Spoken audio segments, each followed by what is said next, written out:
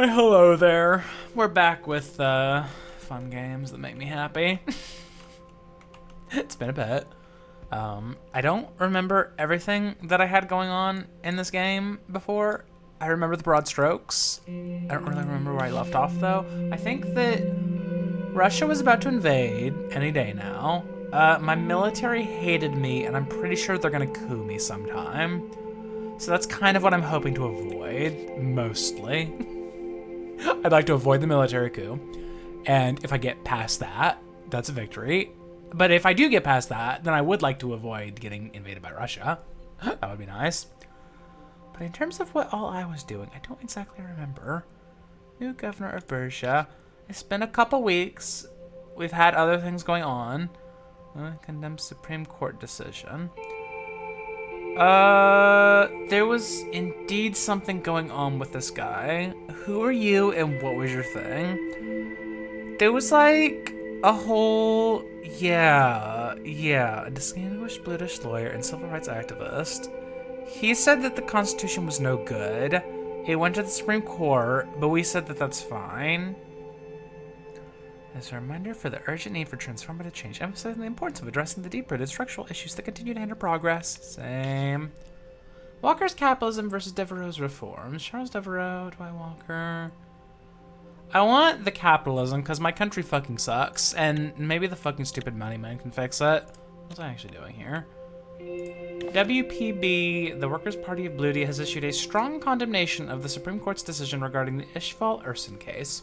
In a statement released by the party, they expressed their deep disappointment and disagreement with the Supreme Court, which they believe is actively enabling the discrimination and inequality faced by the British community in the country. The WPP argued that the Supreme Court is further perpetuating the marginalization of British people and disregarding their legitimate demands for justice and equal rights. They called for a comprehensive review of the justice system to ensure fair treatment. They all said that, but I kept thinking, it's like, if we actually prove that the Constitution is, bastard, I will say, I don't know that anybody's gonna actually fix it. I don't know if you noticed, the economy is in free fall. So I don't know about that. I don't know what you people want. Ownership changes of major corporations. Yeah, I remember that. Okay. We were privatizing some industries because the industries were no good in the public sector. So we're gonna get rid of them and hope that the money men fix it. Lucien and I arrived at the Ministry of Economy. Assistants took our coats and shut us into the meeting room where Simon, Edith, Gus, and Mikhail were waiting. I am having to remember everybody. It's just so, it's crazy what you'll lose in like a couple weeks. When you're playing other shit. As soon as I entered, their chatter stopped and they stood up. After a few pleasantries, everybody but Simon took their seats. He opened his briefcase, produced a folder, and proceeded to go over the documents. Welcome to the Ministry of the Economy, everybody. Without further ado, here I got some cool shit. We're here to discuss our economic shift towards privatization. Mikhail and Edith exchanged smiles. Yes, good. Before you arrived, Mikhail and Edith were expressing their delight at your decision to go down this path. Wonderful news, I'd say. Yeah, I'm sure they're very happy about it. I mostly just think that we're massively corrupt and it needs to be taken out of our hands and given to somebody who is also corrupt. I'm glad we're staying firmly on the path to a market economy. I would like an economy. I'd enjoy that. We don't really have one right now. It sucks a lot, so I don't really know what to do about that, but we're doing our best. This was certainly the right decision. It'll boost our economy by providing the government much needed funds right now. That's what I'm saying. We're like nearly halfway to the bottom, and I have a feeling if you get to the bottom, shit does not go well. I have a feeling that that's where we like enter a stage where the whole country is falling apart. We can then use these funds to increase development for the future. It's a win-win situation for sure. I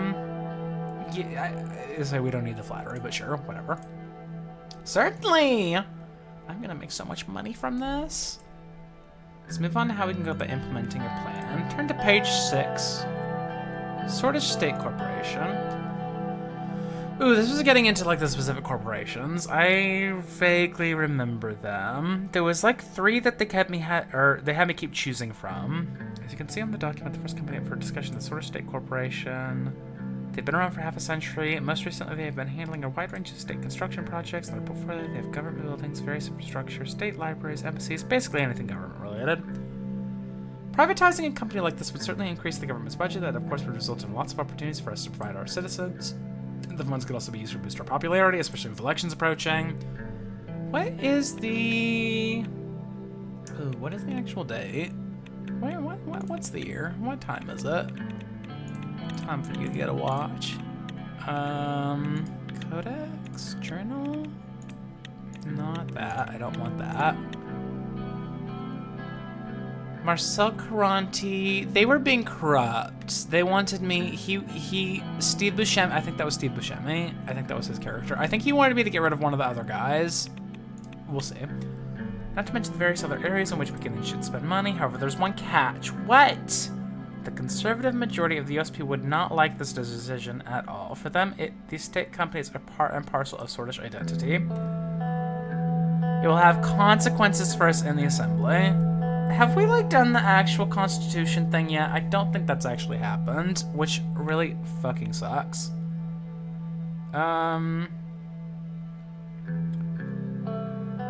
What would the effects be if we fully privatized it? They would scream. We would gain tremendous amounts of money for the government. If we can invest that money in future government and chances, I just think that we really need to do this. The popularity might not make up for losing the lion's share of the conservative vote.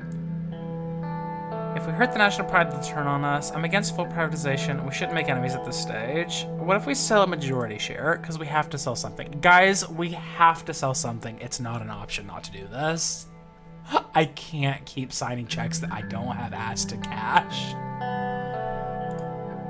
This is certainly a very good option. The state would keep some of SSC's operations under control, and the government would have lots of gains. I'm leaning towards this option myself. Retaining control while increasing our budget, I don't see a downside.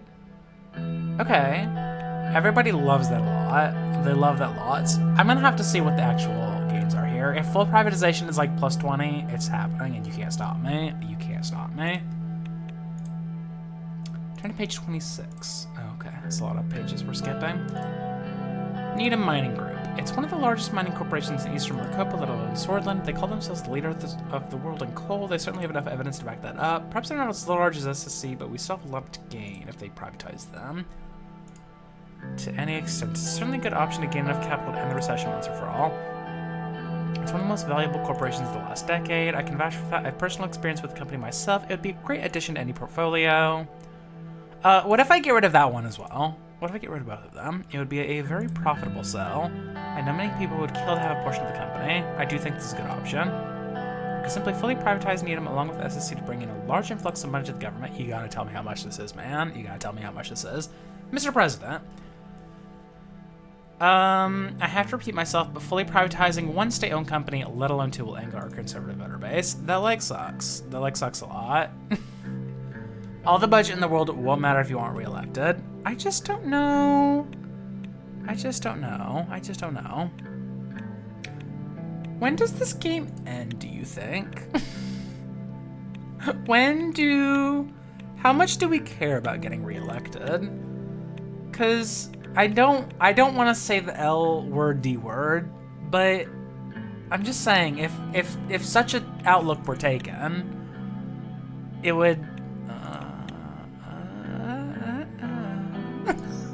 if we take that outlook and we just work on improving everything, that may be the way. What are your thoughts about selling a majority share? Selling a majority share of both. See, I'm either gonna do majority share or fully privatize them, I think. It would give us the most value. I think we should go with this choice. This might still generate a backlash from the assembly and the general public. We should go for a minority share instead. I don't think that that's going to do anything. What are your thoughts on selling a minority? Couple with a minority, that is the way to go. Ooh, I don't know about that, Lucian. Lucian, you're not thinking big enough. It would be a lost opportunity. I think we should sell a majority share instead. Definitely not a bad idea at all. I guess I'm ready to make a decision. Sounds good. Let's go over the document once again then. It's time to make some decisions. Okay. Alright. We're not doing this fully state-owned shit. Majority state-owned, minority state-owned, fully privatized. You have to tell me what I'm gonna get out of this, though. You can't be secretive. You can't be coy. Show me what's behind the kimono. What am I getting for this?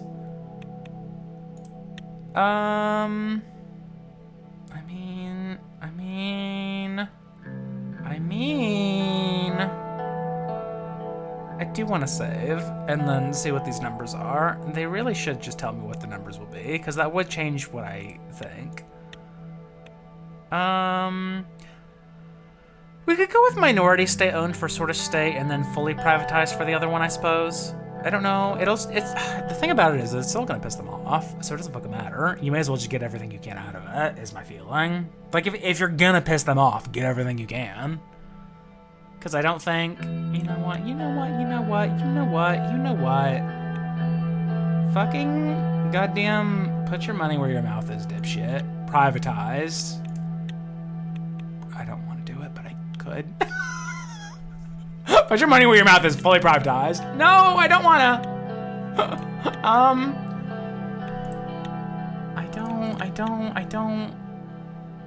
I just see it.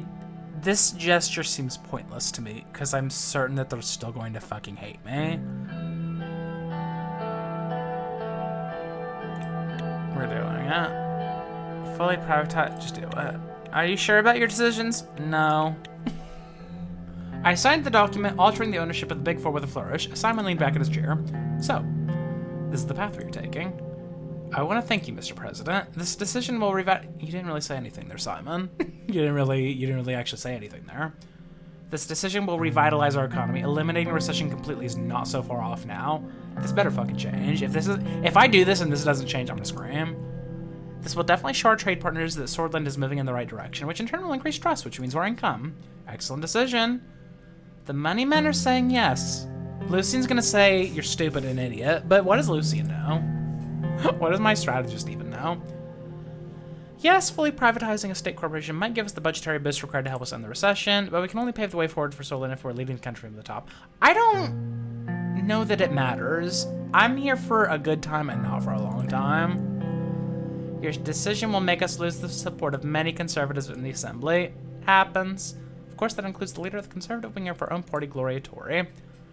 I also want to remind you that the majority of the assembly is conservative. You don't fucking live in a liberal country, sir.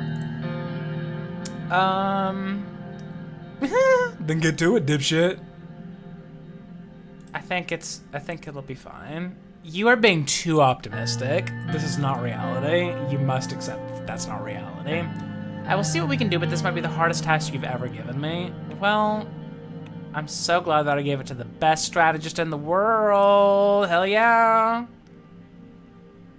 I have complete trust in your capabilities, Lucian. I will do my best. He fingers the gun under the desk. If you will excuse me, I have to get to work immediately. There is much to be done. Lucian packed up his bag and started making his way to the entrance. I have to know how much this is actually going to give me. I have to know. You guys can't just have this whole big decision and not actually tell me. Thank you all for coming. I want to see the results as soon as possible. As fast as we can, sir. I want those numbers immediately. Oh, that didn't really fix it as much as I hoped. Oh, that didn't really fix everything I was hoping it would. Okay. Well, that fucking sucks shit. That fucking sucks a lot of shit. I should just privatize both of them then.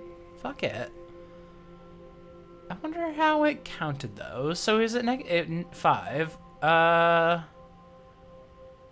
I wonder what that was. What was the calculation it was doing? I assume like 3 and 2. But why 2? Maybe? Like 3 for fully privatizing, 2 points for minority share? Maybe? That's my best guess. I don't actually know. Results of the economic direction. I'm so glad. Let me look at this first. Unified Education Language Act. The Korean National Assembly advances the Unified Education Language Act to strengthen national unity. Didn't you fuckers send this to me last time? Section 1 of the UELA stipulates that all educational institutions in Swordland are required to conduct their teaching in the country's official language except in the case of foreign language instruction.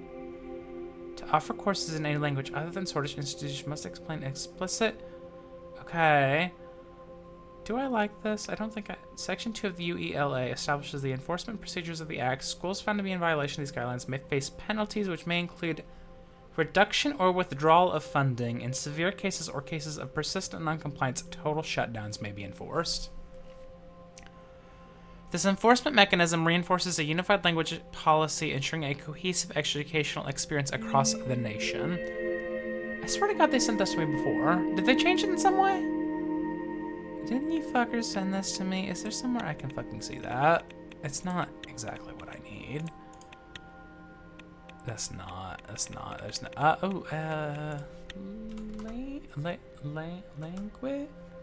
language well prepared by Casaro.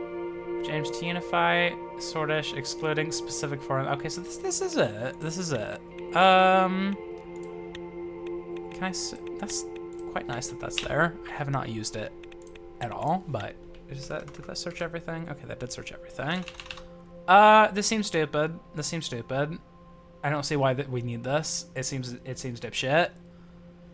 Because this was the whole thing with the Blutish people, is that they were using their own language. Think about vetoing it. Every time I sign something, it costs me money, and I can't keep doing money. I think I'm gonna veto it. I think it's stupid. It's a very strong decision I've come to. Very, very weighed. I weighed that one. All right, what's the results? The privatization process had begun, and as I had expected, Swordland's two most prominent oligarchs wanted to speak to me about it, the other kings of this land. Lucian showed Marcel Cronte and Walter Tusk into the conference room. And what if I hate both of them? The two men sat across the table from me, leaving an empty chair in between them. Good to see you, President. It's been a while. Here, take this, a gift. I don't need this shit. You fucking sacks of shit. I heard Peter say that you favor this one. Straight to business as always. As always, it's Old man, you always think so small. You lack the vision to see the bigger picture. Marcel approached me and we shook hands. It's nice to see you, Mr. President, here. Am I literally just playing Kingmaker between the two of them? Here's a real gift. He took a set of car keys. It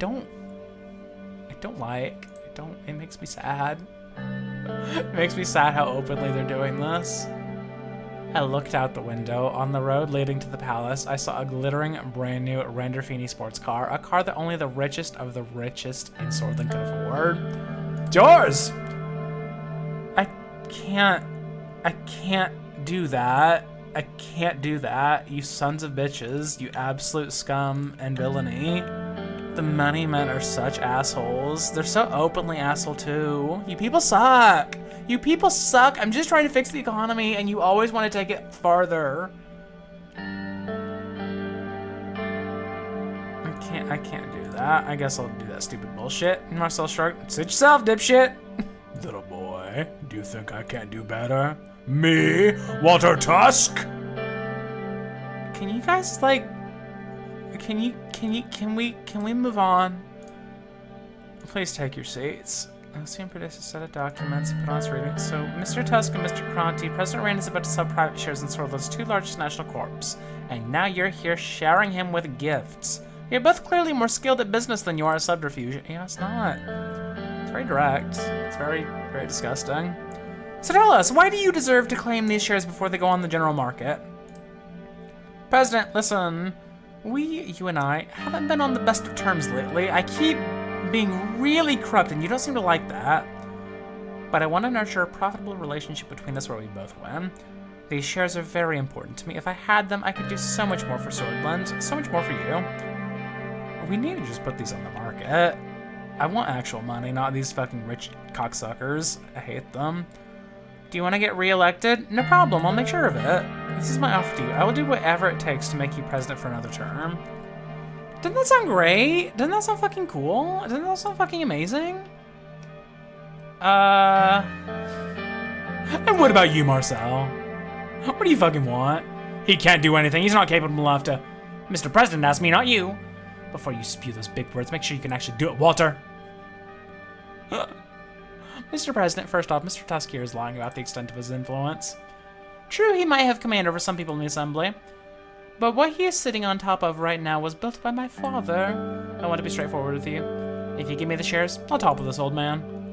Which means I will have the same influence he does over the Assembly. I can sway them as you like. But that is not all, Mr. President. What? I don't forget that I have something that gives me an edge over this man in his archaic ways, a powerful tool. Control over the media? Yeah, I can give you power over both the Assembly and the Swordfish public. Basically a guaranteed win. He can never ever hope to beat this offer. You little snake. You are 20 years early to be the head of the Lotherberg group. I made the group what it is. Perhaps Marcel has a point. What is the decision, Mr. President? What's it gonna be? Ew! Insider trading! It's icky! It's like gross. It's like gross. I don't like either of them. I'm sick of these shenanigans. You have to squabble over the shares when they enter the market just like everyone else. Yeah. I think fuck them. Fuck both of them. They're too nasty. I don't wanna. Even if it gets me money, fuck them. What? Haven't you heard a word of what I said? Can you see how good of a deal I'm offering here? We want money. We want money. Fight over it like the rest of them. We are terribly busy today, so I would like you to wish you a good day as well. I hope you know where the door is. If you don't, you can ask a security guard to show you out. This is not the end. I'll kill you. You will hear from us again. Yeah, whatever, man. That seems like the correct thing to do. Seems like a real shitty thing to go with either of them. Drive-by shooting! That's like stupid. Privatization of Needham Mining. Okay, how are people reacting? The government has announced changes to the ownership under President Rain's new privatization. The entirety, including all subsidiaries and operations, is to reduce the effects of the recession. However, there is still uncertainty and speculations among the experts. The upcoming months will show the reality behind President Rain's decision. Oh, okay, you can't tell me right now because reasons. Rain determined to end recession. Yes, I am. President Rain has shown that he has what it takes to stop the recession, as he announced his most ambitious plan to date, complete privatization of Needham Mining Group. Also another one, but nobody seems to talk about that. Solving the recession may not be an easy task, but this is a definitive step to end it once and for all. In the short term, the assets of they will be procured by the highest bidder. In the long term, this will trigger revitalization of our economy. This healthy competition will be the key in stopping the recession. Privatization is the solution to the recession. Has proven that this time he will fix the errors of his predecessors. I'm so glad. CSP criticizes Rumberg and Arcasia. Recently, a stark combination of Rumberg and the Grace network of monarchies, accusing them of attempting to reverse the trend set by the century revolutions. Arcasia, too, found itself under the CSP's lens, suspected of maintaining covert links with Rumberg. Statement from the CSP further intensifies the ongoing ideological tug-of-war. I'm so glad. What now? As of today, it's officially opened its shares to investors. Many groups and organizations are racing to acquire shares within the corporation. The two major organizations, the Heart of Swordland and the Lotherberg Group, are competing against each other for the majority. Nevertheless, there are voices of discontentment within the USP, and we should be expecting some pushback within the Assembly. They will fucking get over it. They will goddamn get over it. Surge was driving me right into the lion's pit. I wondered whether my attempt at changing the Constitution would end any differently than Alfonso's. It's not gonna happen. It's not gonna happen. There's been way too many times where it's just not gonna happen. They've told me over and over I can't change anything, so we must accept that nothing will ever happen. Sucks. The complex housed the buildings of all the government branches in the center of Hall Sword. It was one of the biggest developments in Swordland. The Maroon Palace stood on a small hilltop surrounded by trees. We passed by the palace and into the forest that separated from the Grand National Assembly. We drove on the small road that wound through the forest. It was a warm day, so I rolled down the window. I could hear birds singing from the trees. You okay back there, sir? I'm stressed about today. It sucks. I want to kill myself, Serge. I'm sure it's going to work out fine, sir. Don't stress yourself. Serge is not going to. Serge is not going to, and I know this. Did you know that Mr. Tarquin Saul came to Hallsword this morning? I heard some politicians talking about it today. Apparently this is the first time he's come to the city in the last 5 years. I thought he left the mainland and lived on Duru Island. He went all the fucking way to Duru Island? Goddamn. Okay.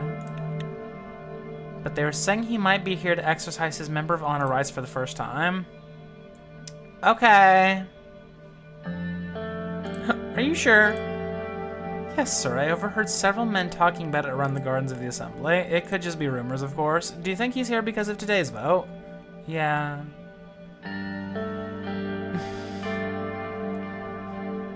He's probably here to make a fucking scene. Well, I'm sure he will support you, sir. We'll learn soon enough. Serge is too kind for this world. We've arrived, sir. Thank you, Serge. I appreciate it.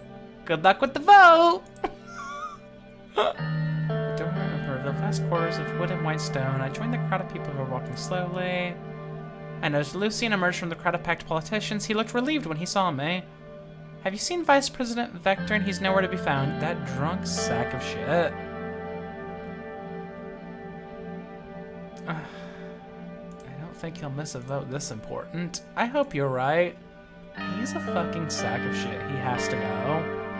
How about yourself? Are you ready to finally face the assembly? I guess.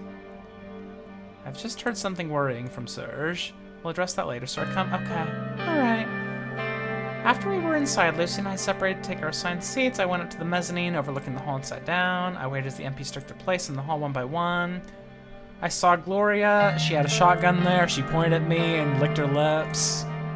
Ladies and gentlemen, please take your seats. We will shortly begin with today's agenda of the USP's proposed changes to the Constitution of Swordland. Alright. According to the current Constitution, constitutional amendments require a 2/3 majority in order to reach Assembly approval. If the vote succeeds, the proposal will be sent to the Supreme Court. The proposal in question includes these points. Blah, blah, blah, blah, blah, blah, blah. Section 2 says Justice the Supreme Court, a simple majority. Section 4, I hereby invite all of you to vote. The loud bang made some MPs jump up in shock as they woke up from their deep slumber. As I previously stated, it will require a 2/3 majority in order to pass. You may now cast your votes. I felt the need to stand up and stretch. I looked down at the hall from the platform I was seated on. Shit takes too long to do. Shit takes too long to do. You watch any of this parliamentary procedure ever in your life, you're like, oh my god. Oh my god. Even though I can't say that I can't say I like want it all electronic. That feels shit. It sucks. I walked to the ballot box to cast the votes. Most of them, however, began to congregate in groups around the hall discussing the changes. We have to do something. I feel like I should go down there. I mean, obviously no. Obviously no. We have to do something. We have to campaign a little bit. Let's just go down there. Let's go down there. Maybe I can make a scene later if I need to. As soon as I reached the bottom of the stairs, Kazara Kibner approached me. Mr. President, how are you feeling about the vote? I'm hoping for the best. The best outcome for this proposal is failure. I've lost my... Yeah, shut up. I'm so tired of you. And yet you insist on stalling us with your democratic reforms. I know you'll fail. You'll lose the game, and so will your entire administration. I hate you. Keep hoping. He abruptly turned away from me and walked toward the seat. And then I saw Lucian waving me. He was among a group of people in the corner of the hall. I walked up to him. On my way, I bumped into Mansun Liki. I don't know who you are. I've never seen you in my life. I'm sorry, I didn't see you there. I wish you good luck with the vote. I respect your fight to abolish the Member of Honor and last a chance to hold Tarquin Soul accountable for what he did to the British people. You have my support. I'd like to also see you support British rights in the future. I hope you stand by us.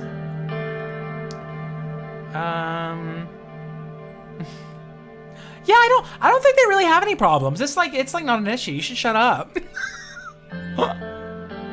I will fight for British rights, don't doubt that. I hope you stand by your words. He says, I'll mark that down, don't fuck with me. Finally reached Lucian, by now deep in conversation with another member. He excused himself and turned towards me. Sir, did you vote yet? We have to be quick. No, let's vote. I signed my vote and prepared the envelope. I didn't realize I had a vote. I didn't know how this worked. How does this government work? Together, Lucian and I walked to the center of the hall to cast our votes. He kept rushing me throughout the process. Gloria bowed her head slightly in respect as she saw us vote. Lucian pulled on my arm and whispered in my ear, Tarquin Sol is here. Yeah, that's what I was fucking trying to tell you, you son of a bitch. I know. You have to accelerate the voting process. We need everybody to vote as soon as possible.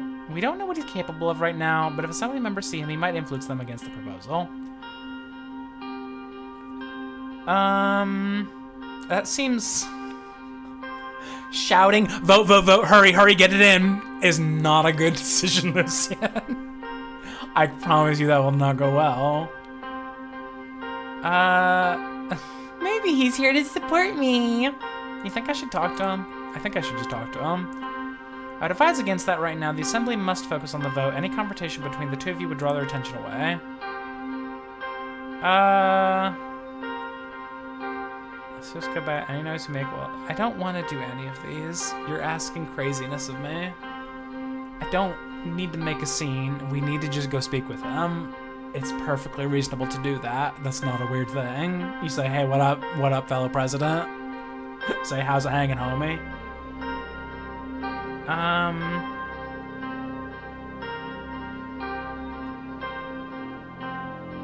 I guess, ask her to speed it up. I can't do that, Mr. President. Don't worry, there's already a time limit we were abiding by. Assembly members are used to this process. Sir, what do we do? I think you're fucking panicking. Tarquin Saul is sitting there. He looked much older than he had 5 years ago, but I could tell he had the same fire in him. Some MPs had already gathered around him and were chatting in awe. The assembly gradually went quiet as people started to notice Saul's presence in the hall. I'm talking to him. We should refrain from giving him the spotlight he expects. Maybe you can address him after the vote. I don't think that will do anything. He's perfectly capable of just getting up and making a scene if he wants. So I don't know what you're thinking here, man. As I was talking to Lucy, I spotted Kazara and Kibner walking to. Okay, yeah, they're all getting together. Seeing this, more people started to approach him. Suddenly, Gloria came up behind us. Gentlemen, why don't you go back to your seats? Let's follow the procedure. Oh, by the way, we have 251 members today. As you can see, the member of honor is here. He's already cast his vote. Has he now? So, Mrs. Story, how many votes are missing? Only a couple.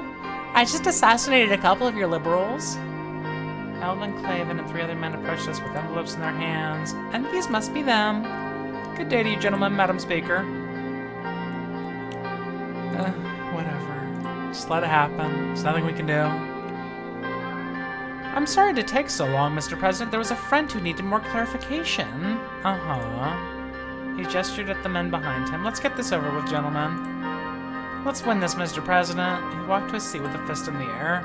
Why don't you two get back to your seats as well? We both went back to our seats. When I returned back to the mezzanine, I saw Peter sitting in the chair next to mine. Did you cast your vote? Yes, of course.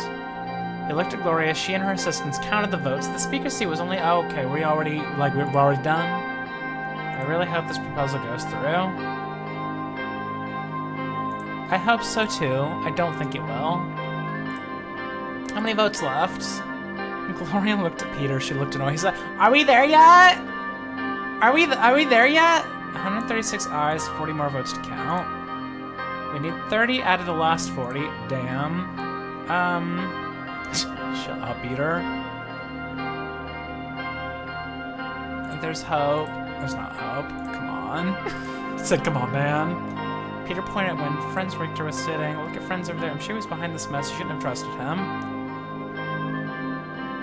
It's not... Don't just, sit and wait for the fucking votes to come in. Do we do private votes here? Is it literally just us putting it in a box and then we have no idea what happens? It's kind of interesting, kind of crazy. I don't like it. I understand the reasoning for it. There is legitimate reasons to have it, but I like when I vote for somebody and then they're accountable. I mean, I don't have that right now, obviously. We don't have that in this country, but you know, it'd be nice. The voting has been concluded. That's the number. Oh! Thereby, the Grand National Assembly has reached a 2/3 majority and accepted the changes to the Constitution. The proposal will be presented to the Supreme Court shortly for the final voting procedure. Oh my god. Really? I was certain I fucked it. Yes! We did it! Thank you so much for all your hard work. Hell yeah, we did, brother! Hell yeah, brother! We do the Predator. This Predator biceps coming together. The MPs kept shouting in the hall. Among them, I heard Friends Richter's voice. I want to congratulate the members of the Assembly and the President for finally passing changes to our dusty old Constitution. Don't you wish that was a thing we could do? Don't you think that was a power we had, we could change our Constitution? I also want to thank the members of the United Swordsman Party for working with our party. I hereby invite the Supreme Court to do the right thing, don't say those damnable words, by not ignoring the decision of the Grand National Assembly that was elected by the Swordish people. Loud applause came from the Liberals. Suddenly, I noticed Tarquin Saul slowly rising from his seat at the back. He seemed to be struggling and used his cane for help. He stood and gazed around the hall as all the members of the Grand National Assembly went silent. Just in case. I don't know what do you mean call out to him? Sometimes this game makes me wish I would just, like, they'd spell out what they're saying more. So I feel about any sort of, like, decision-making games or, like, visual novels or whatever. It's like, what are you saying? What are you asking me to do? I'll keep watching, whatever. He walked out the exit as two of his guards held the doors for him. Thank God he didn't do anything. In any case, okay, yeah, we're safe, I guess. In any case, the proposal has passed the Assembly, but now we have to think about the Supreme Court.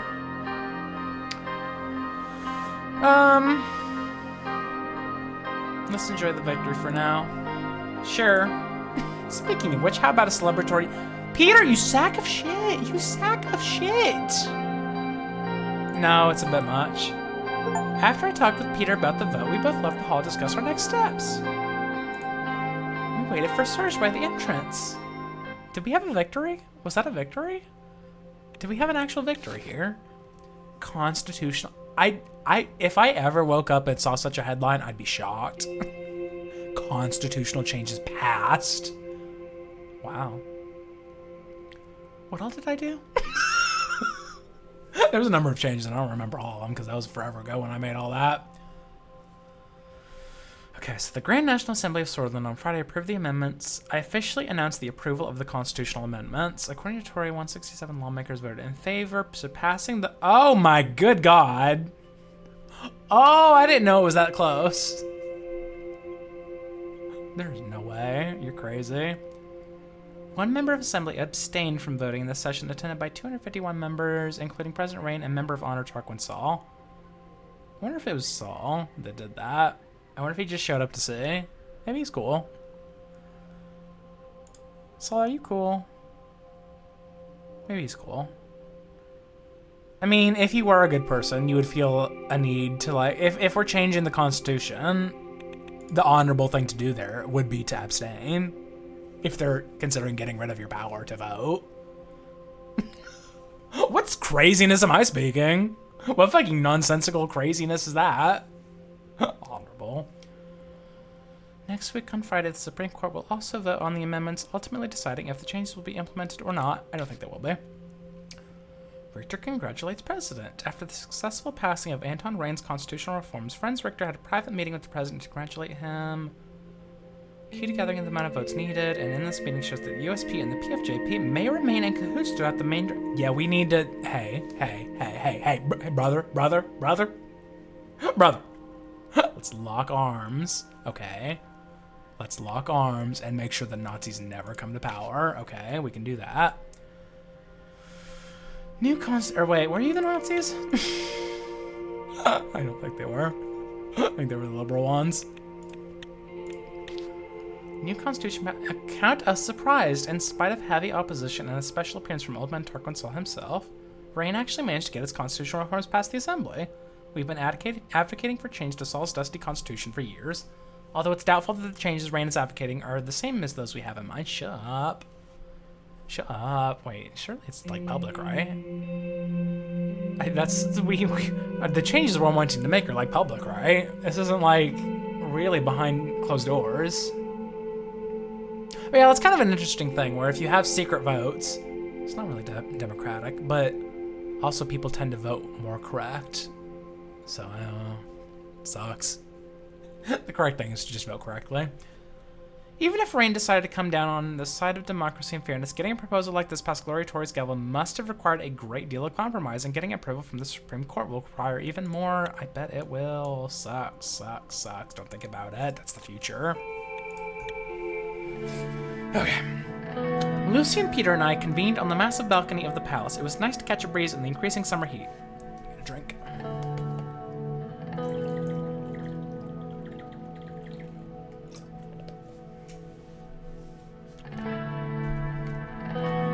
Both had grins on their faces, but Peter's got larger as he kept recounting our success in the assembly. Okay, well don't pat yourself on the back too quickly. The first obstacle has been cleared. Congratulations to all of us. Thank you again for your hard work, Peter. You're so fucking cool. It was nothing, Anton. It was mostly you. I think it probably was. What about Tarquin Saul? Did you see him again? As far as I know, he's still staying in Hallsword, but he hasn't cared to pay his respects to President Rain yet. What the hell was that all about anyway? Him appearing out of nowhere. He just joined a constitution. I think it's perfectly normal that he'd come out for this.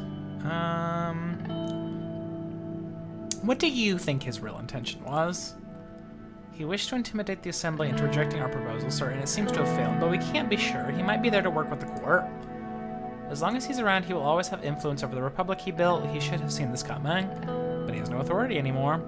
Well, the laws protect him from almost anything, and allow him to be a member of the assembly. He can still propose bills and vote for them. That's proper authority, if you ask me. When you're the founder of the system, you don't need to be sitting in the presidential office to have power. I don't know about that, but sure. I think it's perfectly normal. I wouldn't mind talking to him, just to say. That's what my sources say, sir, but considering he hasn't come to the palace, I don't know what to expect. It smells fishy.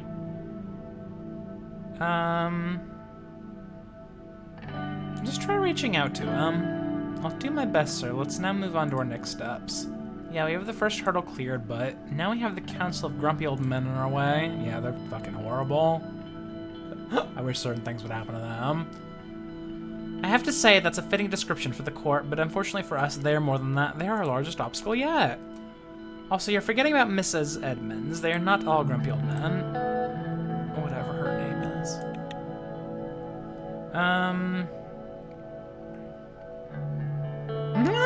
You can't say that! You can't say that! People are bad people. He's technically a member too. Did you just call Nia a grumpy old woman? He laughed. Lucian looked at him with a raised eyebrow. Anyway, I didn't. I didn't imply that, Peter. You thought that? That was your mind? Mrs. Morgan has been helping out with the lobbying of the court. She's been speaking with Mrs. Edmonds, and we believe she's our key figure on this inside. Yeah, I'm not saying anything bad about her, but she could be better, though. Our lobbying efforts are continuing positively, but they've yet to yield concrete results. It will ultimately be up to Mrs. Morgan and you to persuade the justices, sir. I already have Nia inside the court. That's 1 vote out of 11. Which leaves us 5 more. Well, Nia has the ears of Justices Dalton and Martin, so that would assume that we have their support as well, so that gives us 3 votes to start with. I'm not trying to be pessimistic, but Mrs. Morgan cannot do this alone. Let's not forget about Mr. Hawker and his loyalists. We still need to reach out to the Old Guard and the moderates in order to reach 6 votes. Do you think we can actually do it? We've come this far. If we cannot get Mrs. Edmonds' interest, we will have no choice but to reach out to the Old Guard. That was too close for comfort. I can't believe we made it through. There's at least some pressure on the court now. The court still sees it. It's like...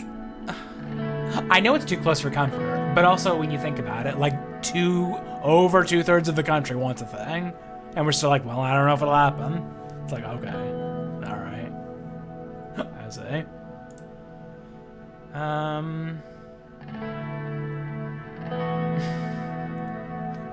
Were you implying, Mr. Rain, there? Are there any implications from that? They wouldn't do anything wrong because of the implication. Nothing has changed. In any case, we should start with our best bet. I already asked Nia to arrange a meeting with Mrs. Edmonds. She's willing to speak with you.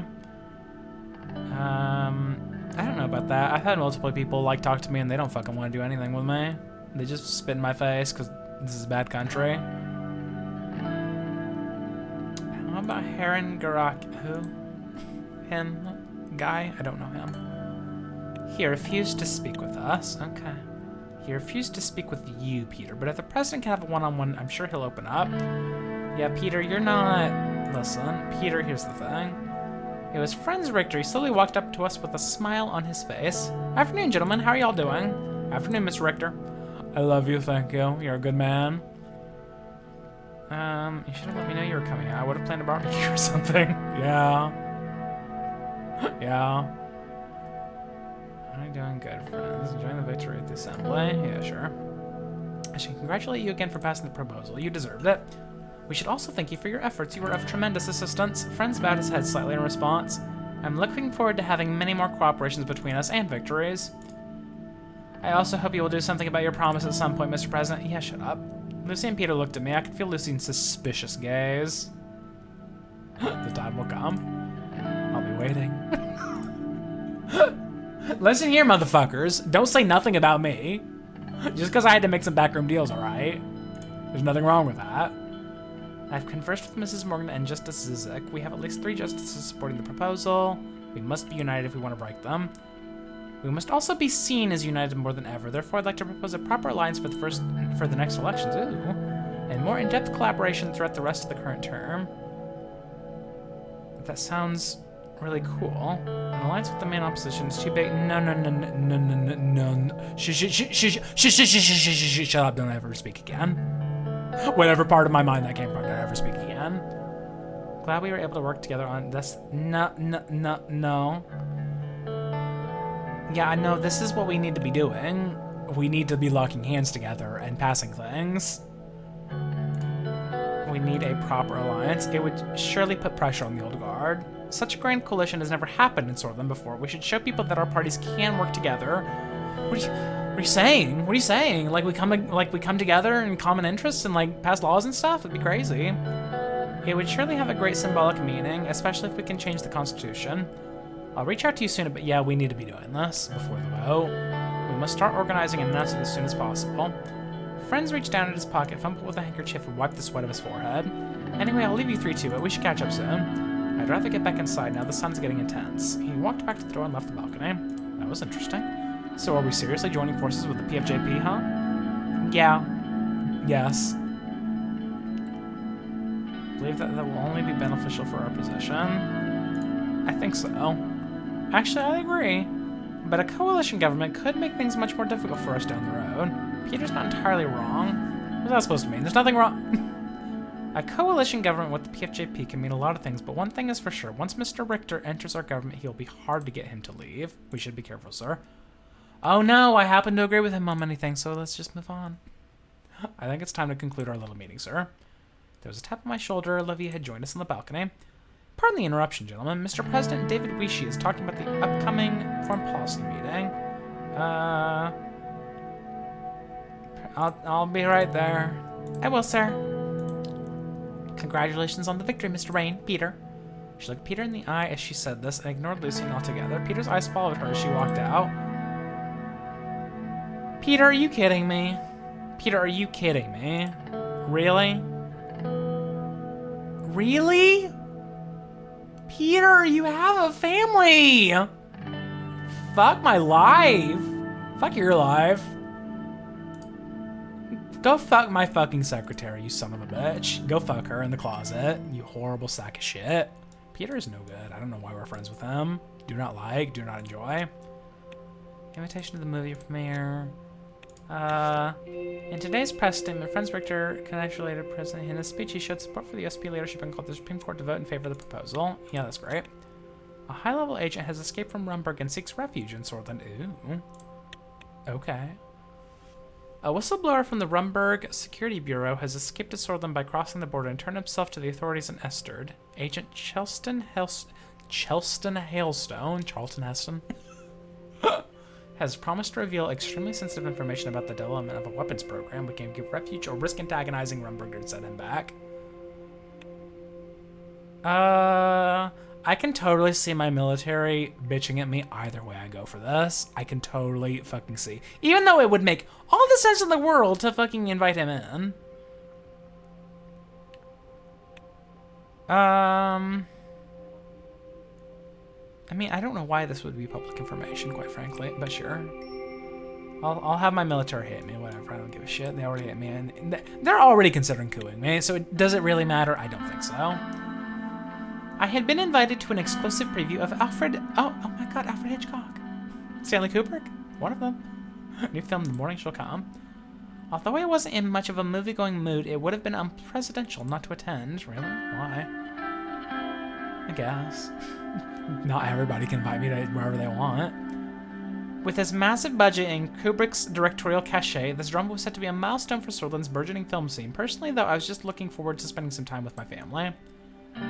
It was a very hot and sunny day as Serge drove us to the old capital. The film was to be screened in the historic cinema Angeli d'Arloy, the very first cinema in Sworthland. They're not gonna burn us in here, are they? They're not gonna get my ass, are they? They're not gonna shoot me in the back of the head, are they?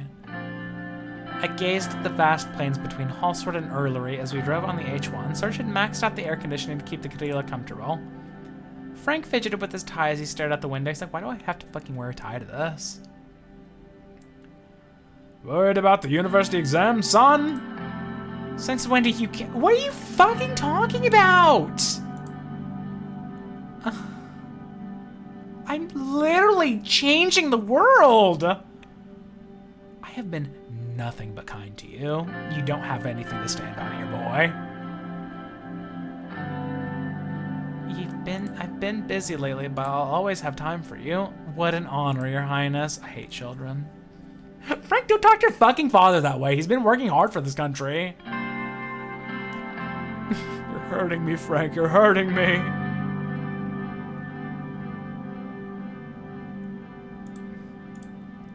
Frank turned his head away to look outside the window. I turned to Deanna. Excited for the movie, sweetie? Deanna nodded happily. What about you, Papa? You won something, right? You should smile and keep doing your best even if you lose. That's exactly right. I'm just fine. Everything's going to be wonderful from now on. Right, Monica? Right, Monica? It's all going to be fixed, right, Monica? That's my girl. Thanks a lot.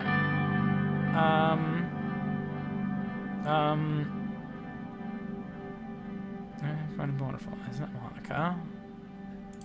Do you have anything to say, Monica? I just want to focus on having a nice time at the movies. Okay.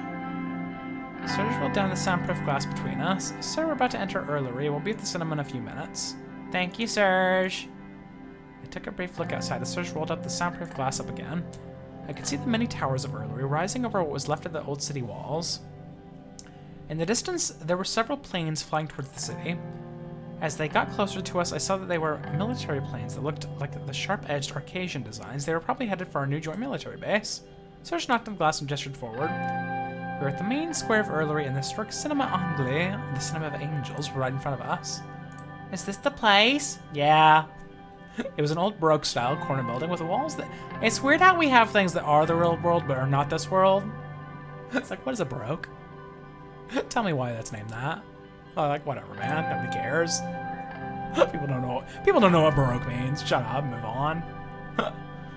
Serge pulled the car to the entrance of the building, which was lit by vivid neon stripes in many colors. Come on, let's get out.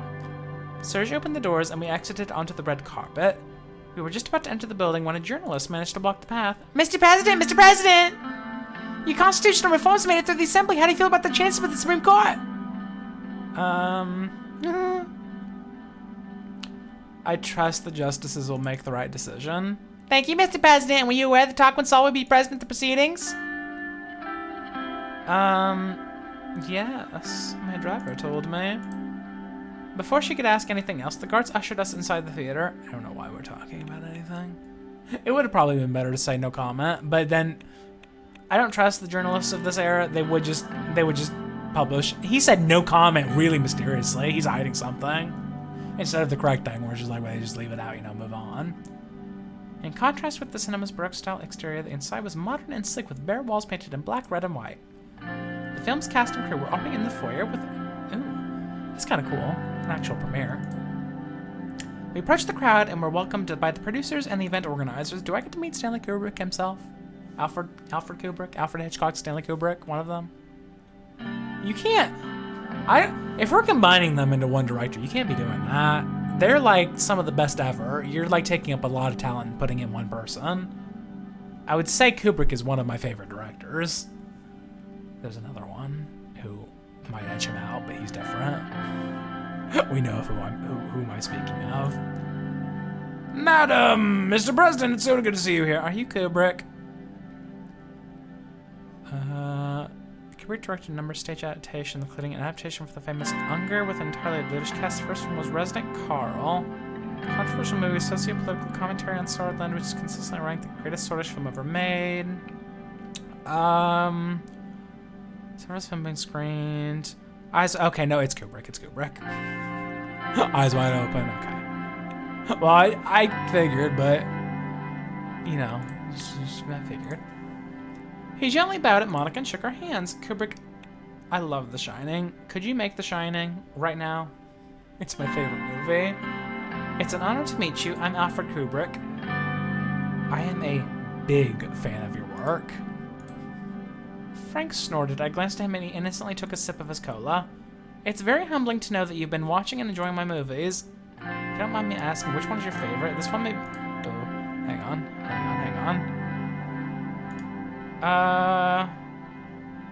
They're all my favorites, Mr. Kubrick.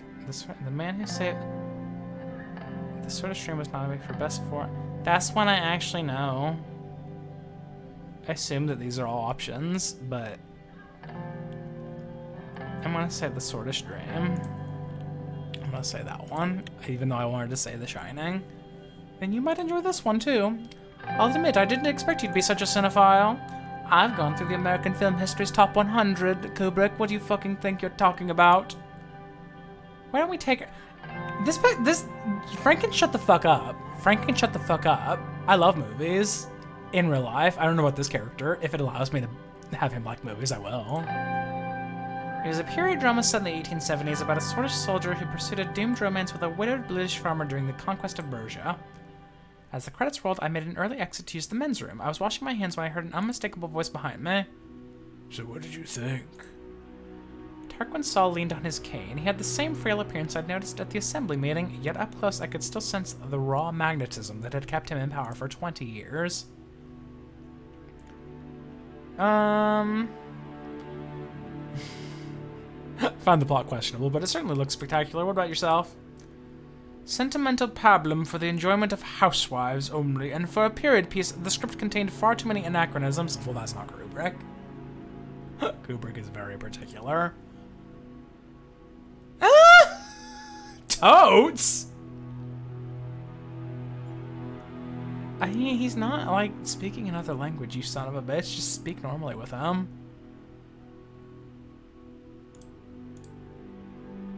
I'm surprised to see you're still around, sir. What were you doing at the assembly? My country was about to make a rash decision. I couldn't simply sit by. I mean, I'm not gonna, like, just shit on him. It seems foolish. It seems like it would be pointless. I still have immense respect for you, Colonel. I wish it was reciprocated. It will be when you prove yourself worthy of it. Okay. Okay. Why do you want these reforms blocked so badly? The Assembly considers me worthy. Doesn't that count for anything? I will not let you and that bleeding heart idiot Richter tarnish my precious constitution. My precious.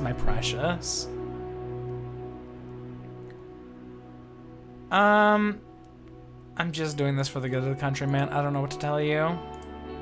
Some of his spittle landed on my cheek.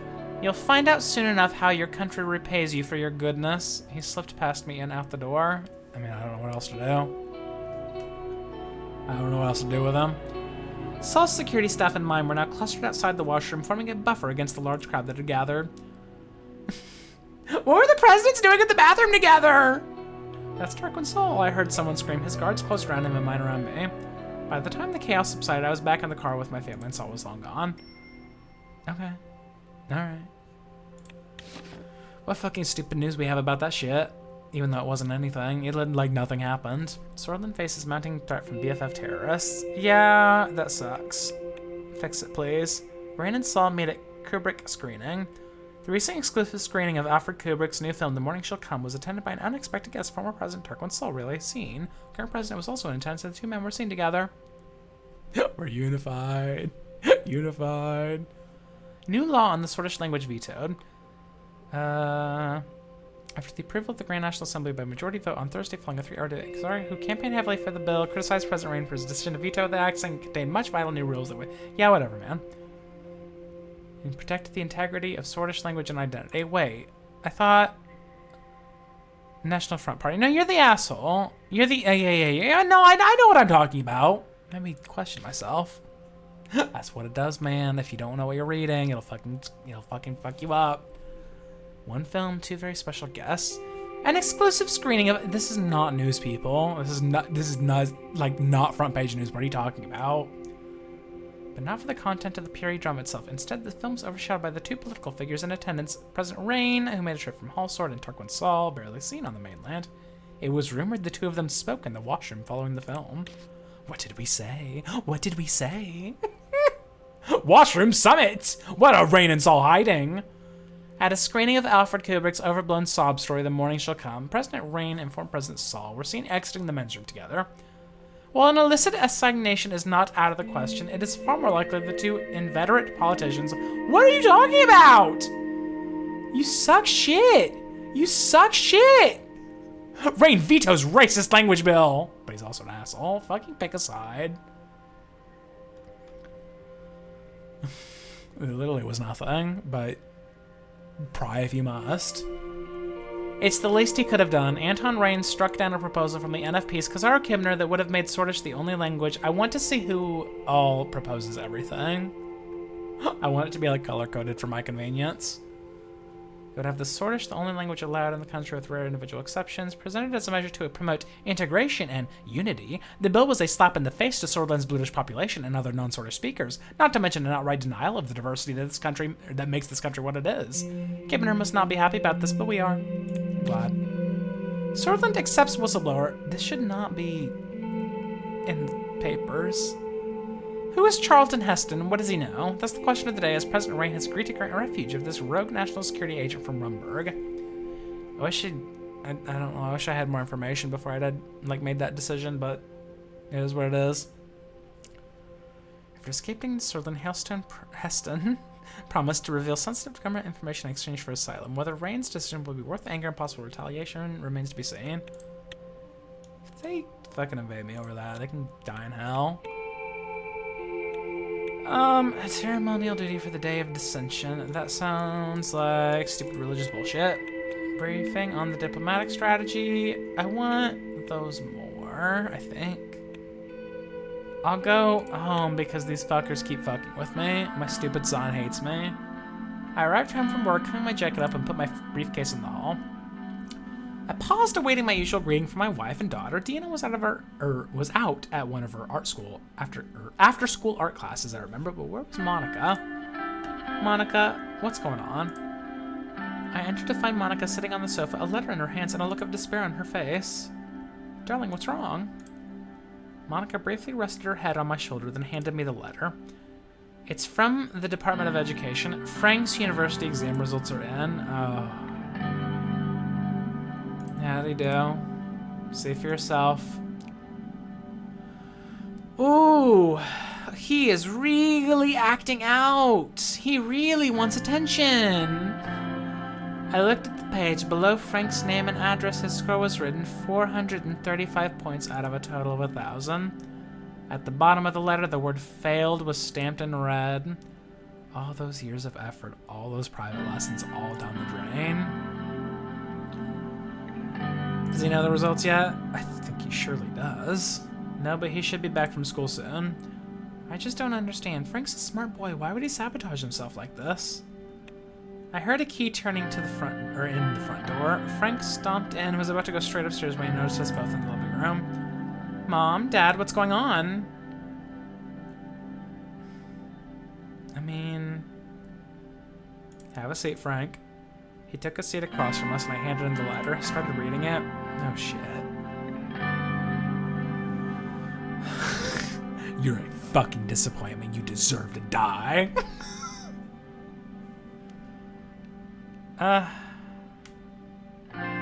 Frank language. I need a moment.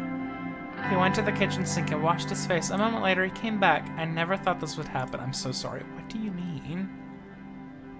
Listen, I'm gonna tell you something right now. If you're failing a fucking test, you know you're failing that test. Let's be very clear here. This is not a surprise. How could you let... You made your mother cry. She wept tears, Frank. I mean, it's not my fault. I can say that, but it's not. That's not a good thing. That's not a good thing. That's maybe a good thing. It's probably not the thing to lead with, though. That's where I would end up, as it's not the end of the world. We'll just move on, because you have to move on. It's already happened. Cause and effect. Entropy.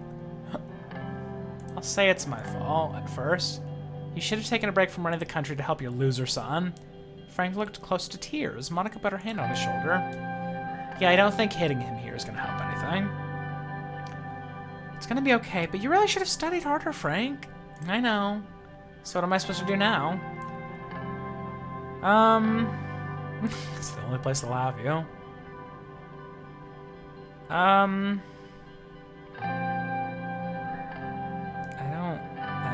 don't know what is military school? I didn't do that shit. I went to fucking college. I mean, maybe. You still have options. Yes! Monica surprised me with her enthusiasm. Oh. If Alfonso could get his dimwit son... If Alfonso could get his dimwit son into King Shill University, I'm sure Hallsword State would have room for a bright boy like Frank. I don't know that I'm going to take life lessons from him. It would be nice to have him closer to home. Hallsword State would be amazing. A bunch of my friends are going there. I could still come home to do my laundry. But I failed the exam. This sucks. Are you sure about all that?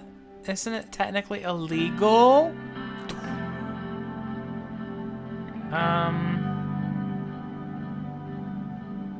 Also study abroad. I mean, this is obviously nepotism. That's what it is, but I mean, we can go with it. You could also study abroad. Would you enjoy that? And Monica here, she pulls a gun out that I didn't know she had. That's what she says. I mean, it's up to him. I'd put it up to him.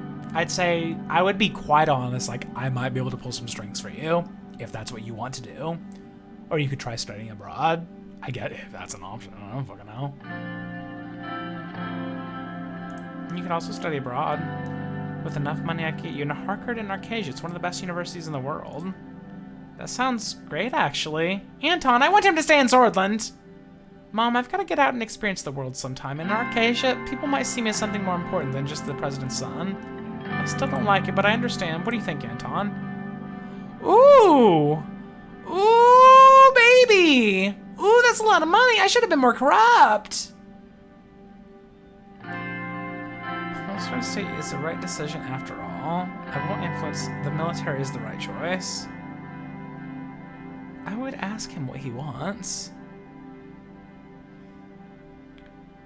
United People's University. He's also acting out, and here's the thing: he's acting out would be my guess, because if he's actually smart, I don't know how he massively failed the test. You would at least think you'd get like some reasonable range. So I don't know, but I don't think essentially giving him a buttload of money and sending him off God knows where is a good idea. I don't know. I don't know.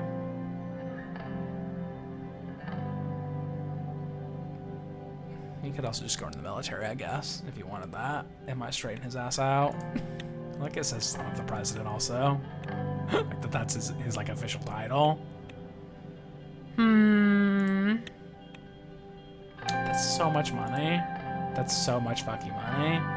If there's another setback, we can't fix it. I'd have to do more corruption. On the other hand, United People's University in United Cantana is free and has an excellent medical program. Communism, I can dig that. Not exactly how I was expecting to spend anything's better than the military. This is the future of our boy, Anton. What should we do? I don't know. Communism, I can dig that. I mean, I don't know. What do you want to do? If you're at the point where you're getting out of high school, you need to fucking make a decision. It sucks, but you gotta decide something. I know it's kind of crazy, the responsibility we put on people at that age. So like, okay, decide your life now, but like, at some point you have to do something. You could also just work for a while. It's like, it won't kill you. You can go into college later.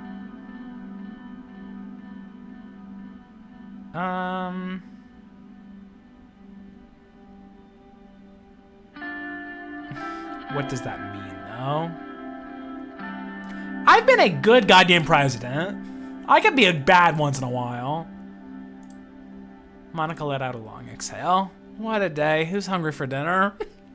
I have been a good goddamn president. I've told those fucking money lickers time and again to go die in a fucking fire. I can be a little goddamn corrupt once in a goddamn while. Peter's fucking every fucking woman on his way home. I can get my son to a stupid fucking college, alright? I went to my office and began making some calls. Hey, my son's stupid. He fucked it. That cannot be in the fucking news. Okay. I was going to goddamn say. Nobody can fucking know. Briefing on the diplomatic strategy, or what was this other one? It was ceremony duty. Gross. Don't want to read that yet. Let's do this one. The doors to the White Room, like everything else in the Maroon Palace's main nerve center, were painted white. I took a deep breath before pushing them open. Time for yet another meeting. At least this time, it was with people who liked me. Oh, I don't know about that. I disagree with Lucian frequently, and Yosef wants to kill me. Mr. President. Well, David remains standing. Now that you're here, let's talk about our diplomatic strategy. We need more allies. If I may, I would like to provide you with a short overview of where we are right now. Go ahead. Although we did not make a trade deal with Wellen, we succeeded in making one with Agnolia, which means we have increased our presence in the region, and these deals were important pieces of leverage and the significant first steps in the global arena. We must now look towards the future. It's time to take the next steps. Precisely. David sat down, pulled out a few papers, and started going through them as he kept talking. Wayland and Agnolia were practice runs. We must begin improving our relationship with the greater nations. We need to elevate our international standing, especially with the threat of Rumburg looming. Mr. President, you know me. I don't trust the helping hands of other countries. That's not good strategy. Minister of Defense, that is not good strategy. Allies are 1,000 times better than more just shit for ourselves. But I also know when those helping hands are necessary, and right now we need all the help we can get. I've said this over and over, but I'll repeat it until you get it through your skull. Rumburg will come sooner or later. And with the current state of our military, if a Rumburg invasion happens, Sworthland will cease to exist. We need allies. I agree. We have to heed General Lancia's advice, Mr. President. No. I trust your assessment, Yosef. Thank you, Mr. President. A military perspective is important, but these deals are about more than just gaining allies. We also need to consider the benefits to our economy such deals will provide, especially when we're still struggling to end the recession. David took a seat. I want more money! More money for me! As the start of our term, I had a comprehensive trade deal plan laid out. We were to pursue potential to greater nations. Fogsland is one of them, or at least was. Unfortunately, a trade deal with them is no longer possible, but given the country's territorial ambitions, our alliance with Agnolia would be a slap in the face. Yeah, that's fine. Now, those commies won't be able to invade Agnolia without facing the might of the Suzerain forces. It will make them think twice. True, but as a result, we won't be able to conduct a trade deal, let alone proceed with any diplomatic missions at the moment. What's done is done. Let's look forward. As you wish. As we stand right now, any kind of deal with Vogsland is simply out of the question. Let's move on to Lesbia. Which one are you? Which fucking one are you? Our southern neighbor is one of the wealthiest countries in eastern Marcopa. Can I look at the fucking silly map?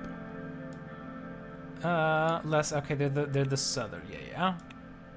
I don't know what I want. A trade deal with them would be very beneficial, not just for our economy, but also for our regional and international presence. Not to mention that they are in the Arcasian sphere. Because we would be following through with our promise to lean westward, this would also strengthen our voter base. Indeed, this deal could also be the first step in allying ourselves with Lesbia, or maybe even entering a... Oh my god, I want to be a NATO, I want to be a NATO, I want to be a NATO. A trade deal with Lesbia could open many doors for us. True, a country as influential as Lesbia could help elevate our economy. Okay. These overviews are really basic, guys. The investment we made with England region has yielded positive results. Lucian pulled out a small notebook and quickly flipped through the pages until he landed on the right one. Looking at my stats here, the investment helped increase the fishing output of the region. We now have a surplus, which makes an excellent resource for trade. Let's not get ahead of ourselves. I need to know your decision before we can proceed. What should we do? Yes! We need allies. If Rumburg attacks, we will fall. Yeah, obviously. Of course. You had to ask me this? Guys, you are not on the same page as me. Oh.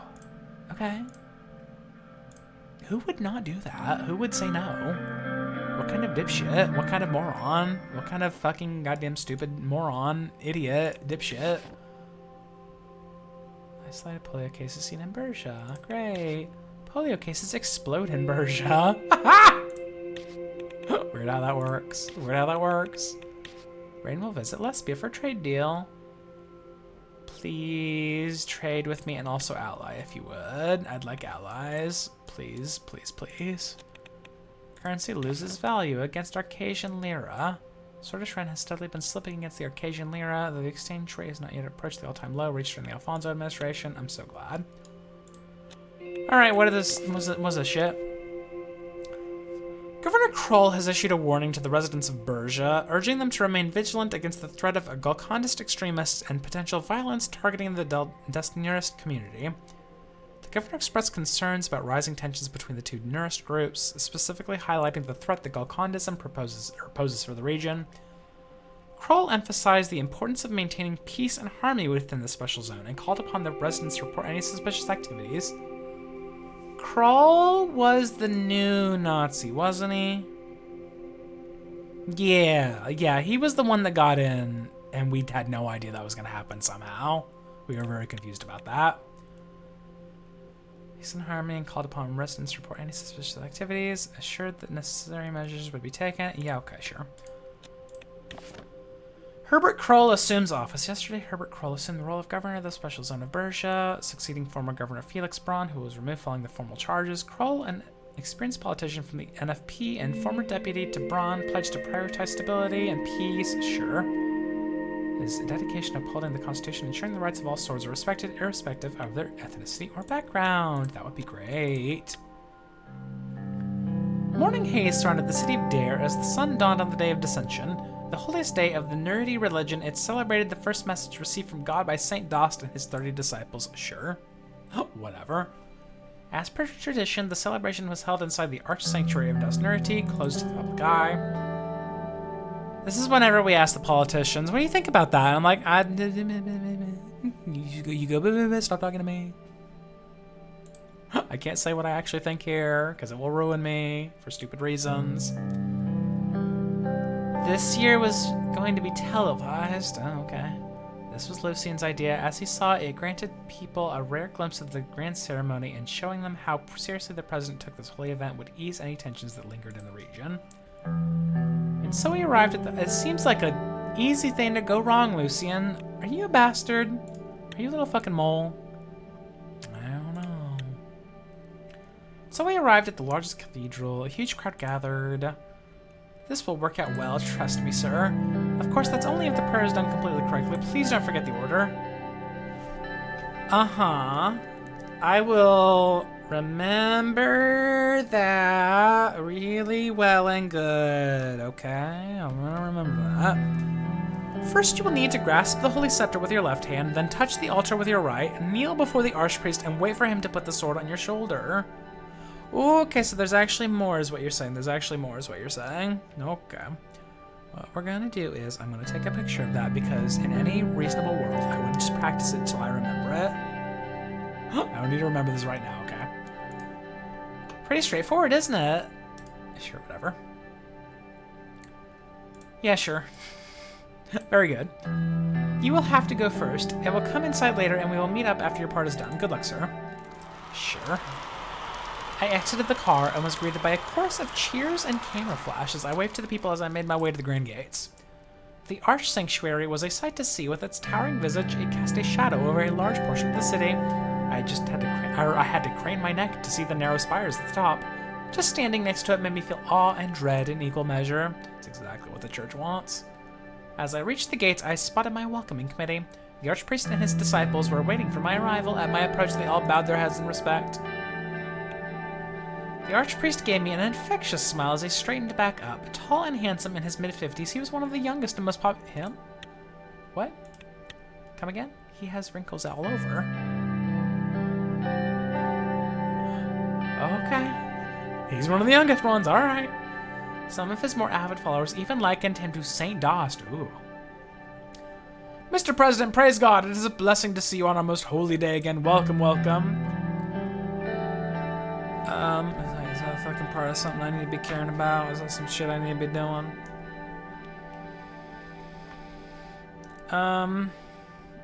Do I bow? Do I bow to him? Did he bow to me? None of this shit is important to me. As I approach the gates, at my approach, they all bowed their heads. I will bow my head in respect back. It triggered a few murmurs of approval from the crowd. Oh, you're so easy to fucking impress, idiots. The crowd was still cheering loudly. The archpriest turned and raised both of his hands, and everyone immediately fell silent. Oh, great people of Swordland, once again we are gathered here to honor the Day of Dissension.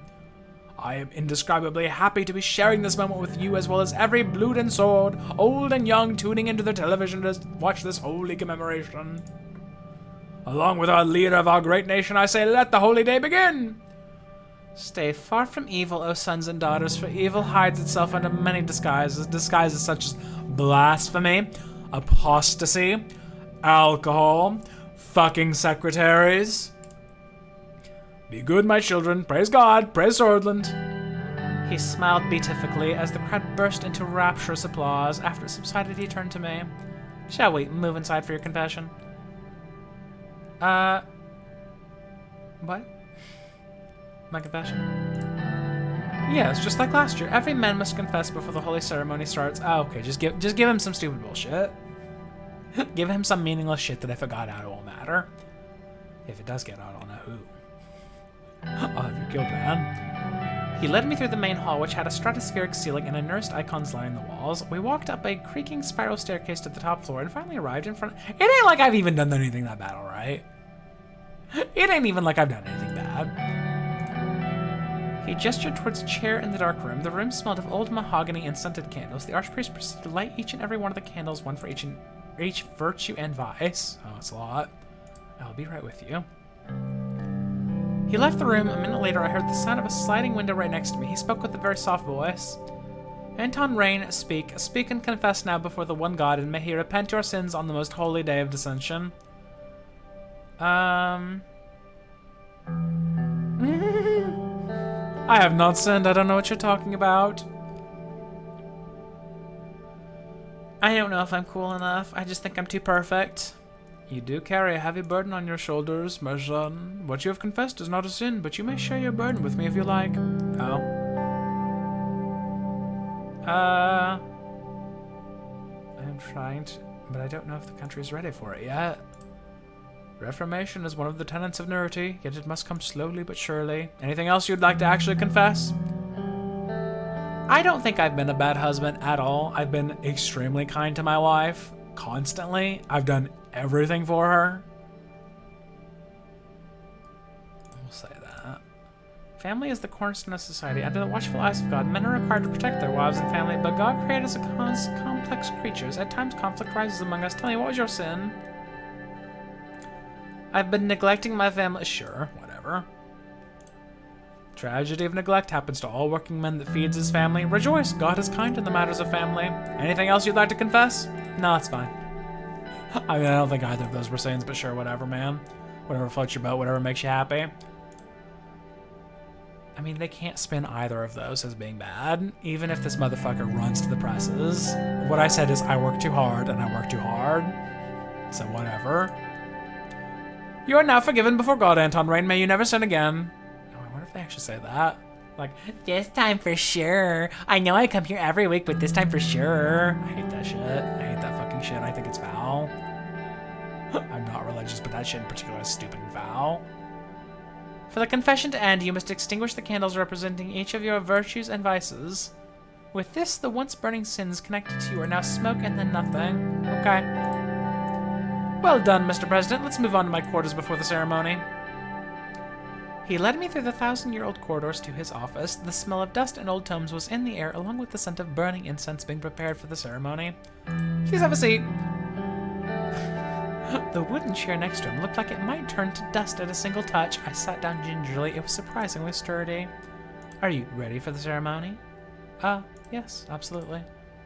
Very good to hear. I wanted to talk to you about something. I'd like to get something out of you. I realize it has been months since the Benfey Festival, but this is my first chance to bring it up with you. It's about the actions of the First Lady. If you say anything about my wife, you will die in hell. As you know, the festival is a holy event, and letting a woman make the opening speech did not sit well with us. We share the same concerns as Mr. Last. I don't care. A woman's place is beside her family, not giving public speeches and revealing dresses. Certainly... You're foul. Certainly not insulting the important traditions behind such an event. Disgust was apparent on his face. Of course, we cannot ask you to do anything about it. She is your wife, but I just wanted to voice our disapproval of the situation. A woman presiding over such an important religious event, what have we become? I know, God, we're nearly fucking modern. It's exactly why. I'm not saying this. I don't care. I don't need to smooze him. I don't know that we need to be so confrontational, though. I would just say, I felt like it. I would say, Father, I thought it was the best decision to make. Father, I heard God tell me. He said, do it. He said, do it, son. He said it right in my head. I don't know. I don't know. You were right, Mr. President. I just want to voice our opinion on the matter. A couple of knocks were heard on the door, and a young boy came in. He bowed before the archpriest, then me, before letting us know the ceremony was about to begin. We made our way downstairs where the ceremony was already in progress. The choir sang angelically as the archpriest took his position beside the altar. When they finished their hymn, an expectant silence fell over the room. It was time for my part. I started my walk, bowed, and approached the altar. Okay, so here's where we look up the funny, stupid, fucking idiot picture I did, is what we're gonna do, because I can't be fucked. I can't be fucked. I simply cannot be fucked. You can't ask that of me. So, first you will need to grasp the Holy Scepter with your left hand, then touch the altar with your right. Kneel before the archpriest. They know everybody's gonna take a fucking picture. I don't know why they do this shit. I think it's silly. The archpriest laid the sword on my shoulder. Kneel and wait for him to put this, then touch the sword with the hand you touched the altar with, you sacks of shit. I touched the sword with my right hand and received the sword before passing it to the disciple. I pass it on to the disciples. The archpriest handed me the sword. Wait, what? I handed the scepter to the disciple next to me. Wait, hand the set. No! I fucked it! Wait, shit, I fucked it completely. I fucking want to kill myself. Well, whatever, I fucked it. He got up and proceeded to my designated spot. He leaned over and whispered in my ear. Yeah, I already know. Fuck off. Fuck off and die. I hate you. I was only here for show that I couldn't even bother to shut up and die. I hate you all. God, I hate religion. It's so stupid and shit. Whatever, man, I don't care. Die in hell. I don't fucking care. I don't care about your stupid phony baloney dipshit religion. Nia Morgna had arranged a meeting with Justice Isabel Edmonds ahead of the dinner, and Nia and I met to have a talk. We settled on a table on the second floor of Le Papillon, a world-class Lesbian restaurant in downtown Holsword. The whole floor was reserved for us, and the music coming from downstairs was enough to guard our voices from potential eavesdroppers. I still can't believe Saul came to the vote. I'm sure he has also pressured the justices of the court right after that win. I can't speak any sense into them. I don't know, man. I don't know. Fucking shit sucks. What is the atmosphere in the court? Most justices don't really talk when I'm around. They don't trust me as I'm an outsider member of the court. I only know about the 2 justices I mentioned earlier who are with me. We all have 3 votes there. We still need 3 more. Isabel can potentially bring 2 to 3 votes, and that's why she's our ticket. The old guards are fanatically opposing your proposal, so I doubt there's any possibility there. But we might still need their help if Isabel can't bring exactly the 3 votes we need.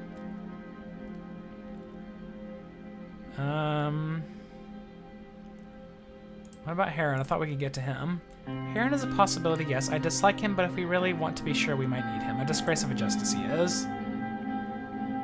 What has Orso been doing? He's doing his best to organize the court against your proposal. Their weakest link is Heron, but the rest are unbreakable.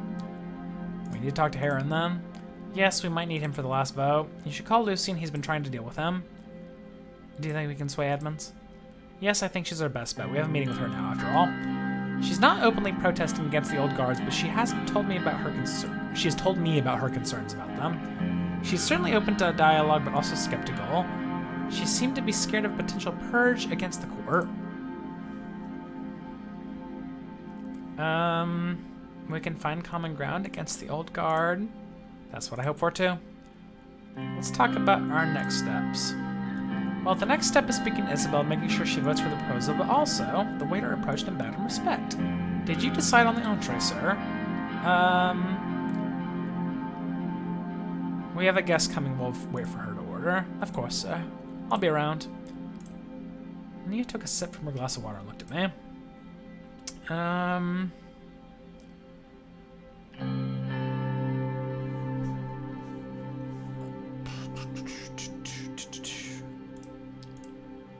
Let's try not to agitate her when she comes. We won the vote, so she already has pressure on her. But if she feels cornered, we might lose her, so it's important not to put too much pressure on her.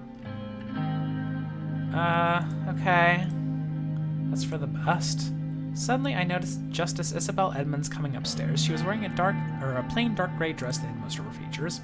Good to see you, Mrs. Edmonds. Nia got up from a chair to shake Isabel's hand. Mr. President, good to see you. Good to see you, Justice Edmonds. She took a seat across the table. How was your day, Mrs. Edmonds? I would normally say good, but this time I will take the liberty to say that it was insanely exhausting. Heavy court matters again, not that I'm complaining. Are you ready to give the orders, sir? Madam, I fucking came up here already, goddammit. I'll have the sauté perlos, please. As you wish. Mrs. Edmonds. I'll have the salad, thank you. Of course, and you, sir?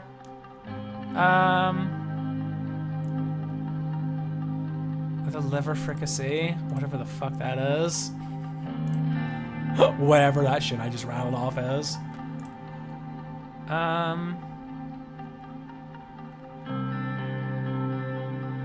How is the situation in the Supreme Court? Let's just say, busy.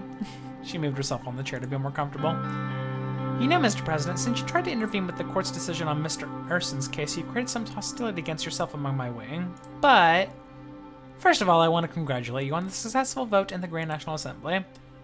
But it pains me to say that your proposal has a very low chance of getting through to the Supreme Court. What do you think about the proposal itself? To start with, I think it's fucking horrible and shit, and I'll never vote for it in my life. You're packaging it as a democratic reform, yet it smells like an attack against the Supreme Court. Mrs. Edmonds, you know it's true, Mrs. Morgana. Well, she's fucking here and she's supporting it, goddammit. Mr. President is aiming to destroy the court and needs us to do so.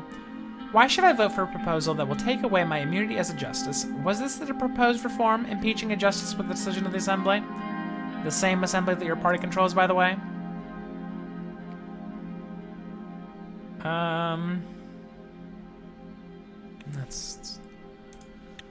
Does it tell me anything interesting about your personality or something? Edmonds is regarded to be a firm believer in democracy and secularism, but has spoken out against the oppression of the Solace state apparatus numerous times. She's known to hold anti-communist and socially conservative views. Okay.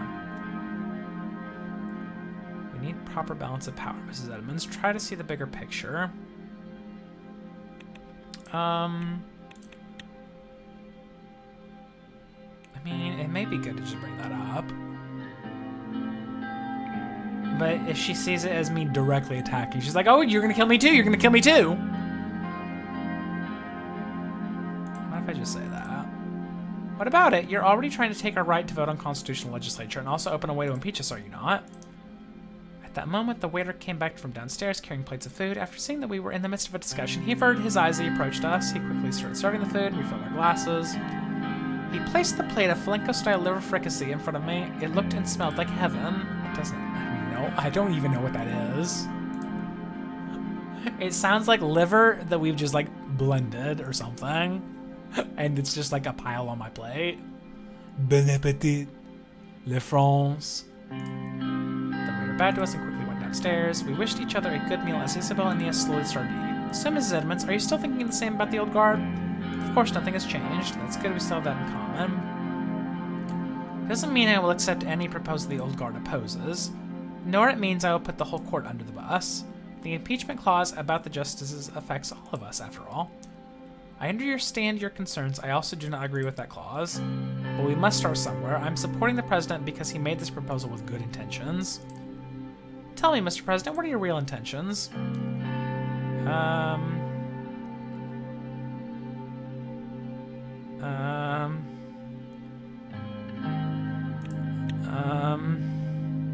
She loves democracy. I should name drop democracy.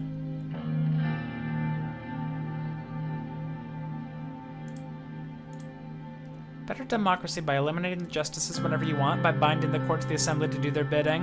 Why did you include that in the proposal, knowing that you need our vote?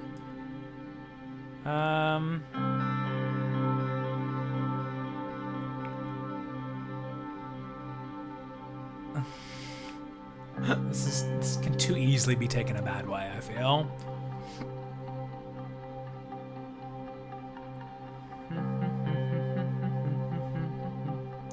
I'll just say it.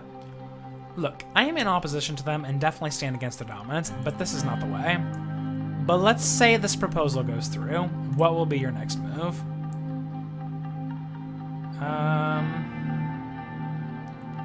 To ensure the new processes are respected and executed in transparency. I mean, that's really all. I see. Isabel took another sip from her water and looked at me without saying anything.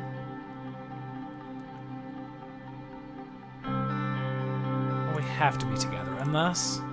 Perhaps that is the way we must take. Can you explain me one thing? How come you think that the Supreme Court's right to vote on constitutional amendments is a major problem with such priority? I thought we were... I'm asking the President, Mrs. Morgana. I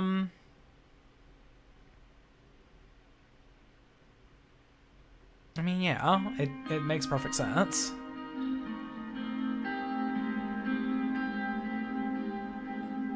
I mean, that's the actual reason.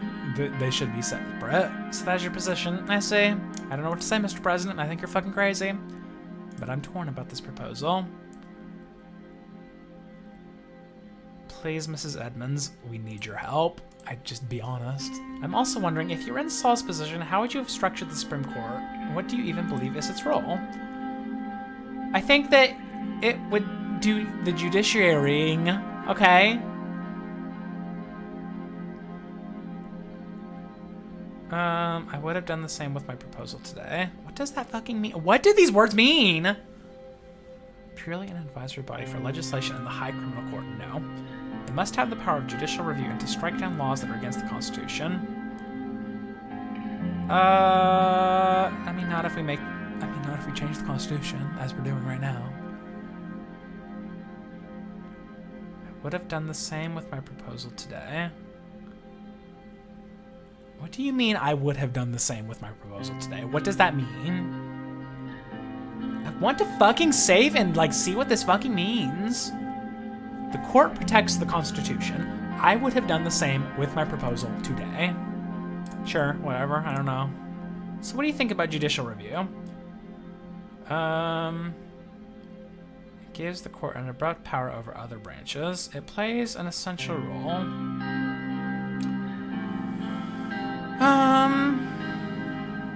I mean, yeah, kind of does. Precisely. I'm glad that we agree on that. Isabel went on to finish the remaining your salad. So, Mrs. Edmonds, what are you thinking? I want to help you, Mrs. Morgana, but I still have great concerns about the Assembly. You're giving them too much power. How can we ensure that they will never go rogue in the future? Wasn't that even a concern for you?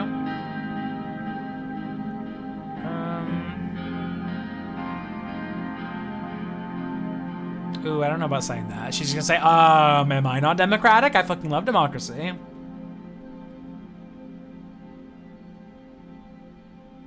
Yeah, I mean, that's all you can say. You're an interesting man indeed, Mr. President. If I gave you the power to impeach us today, what's going to happen tomorrow? Can you even give me any guarantees that this will not result in the destruction of the court?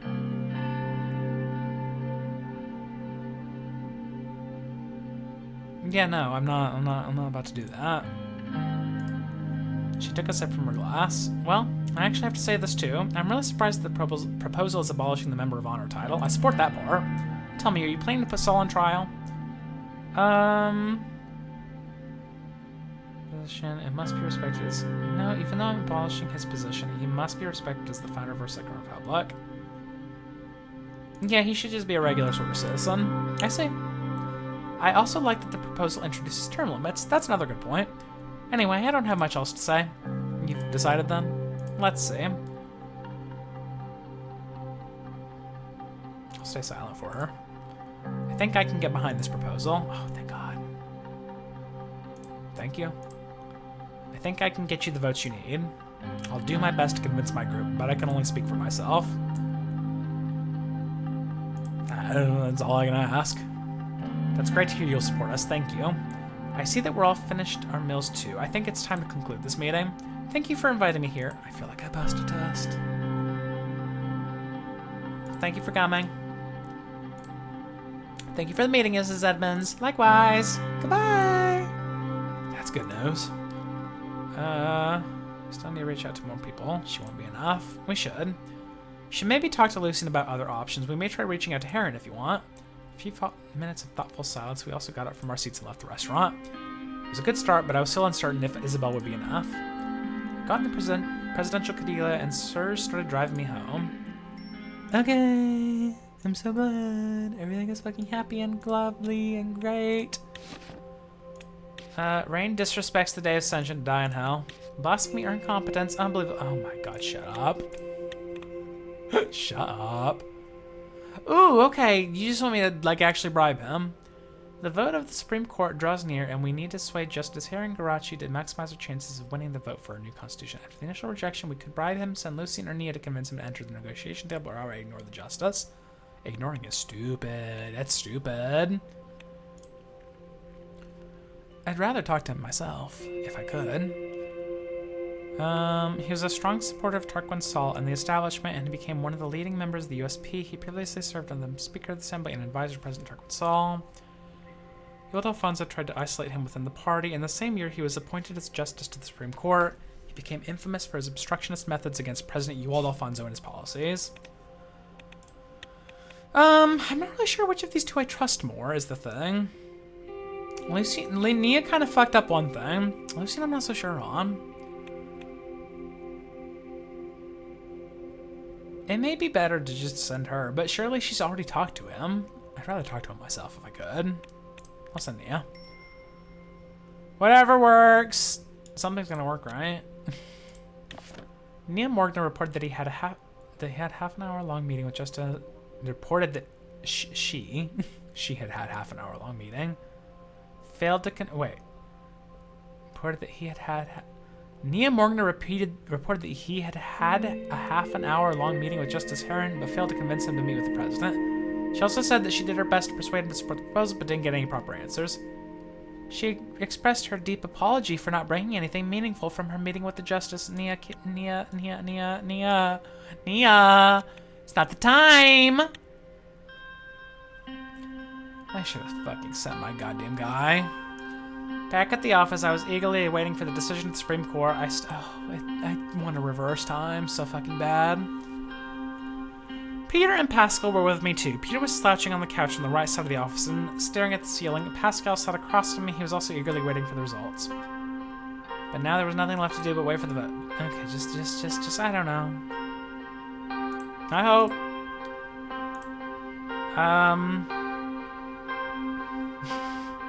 It draws nobody. My real worry is Heron. I think we need his vote. But anyway, we'll learn about the vote soon. I don't think we got it. I looked at the tall case clock in the room. It was already 20 past 11. The court's voting session was scheduled to end in 10 minutes. I don't know if you noticed, but Casaro has been getting popular in the Assembly recently. Our party's been supporting him on a lot of bills, some of which have already reached you. What do you make of this? I think he's a dangerous man, Anton. We can't let him divide our party.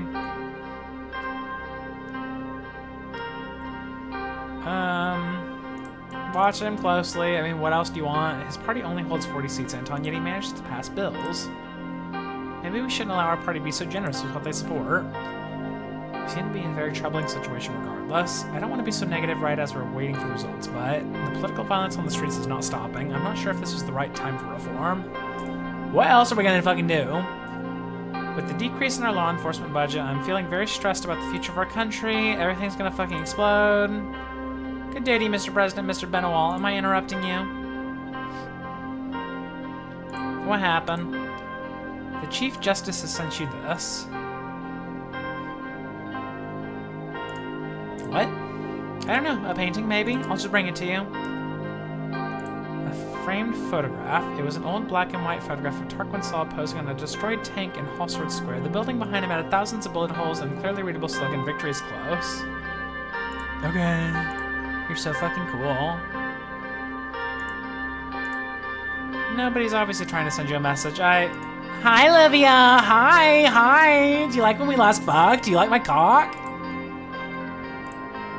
Like, Jesus fucking Christ. You're an embarrassment.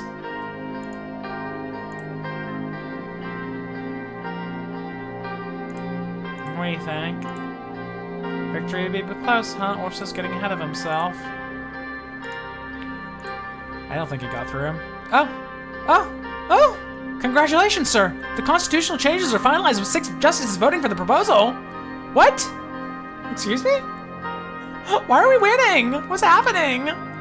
Peter jumped up and down like a little kid. Really?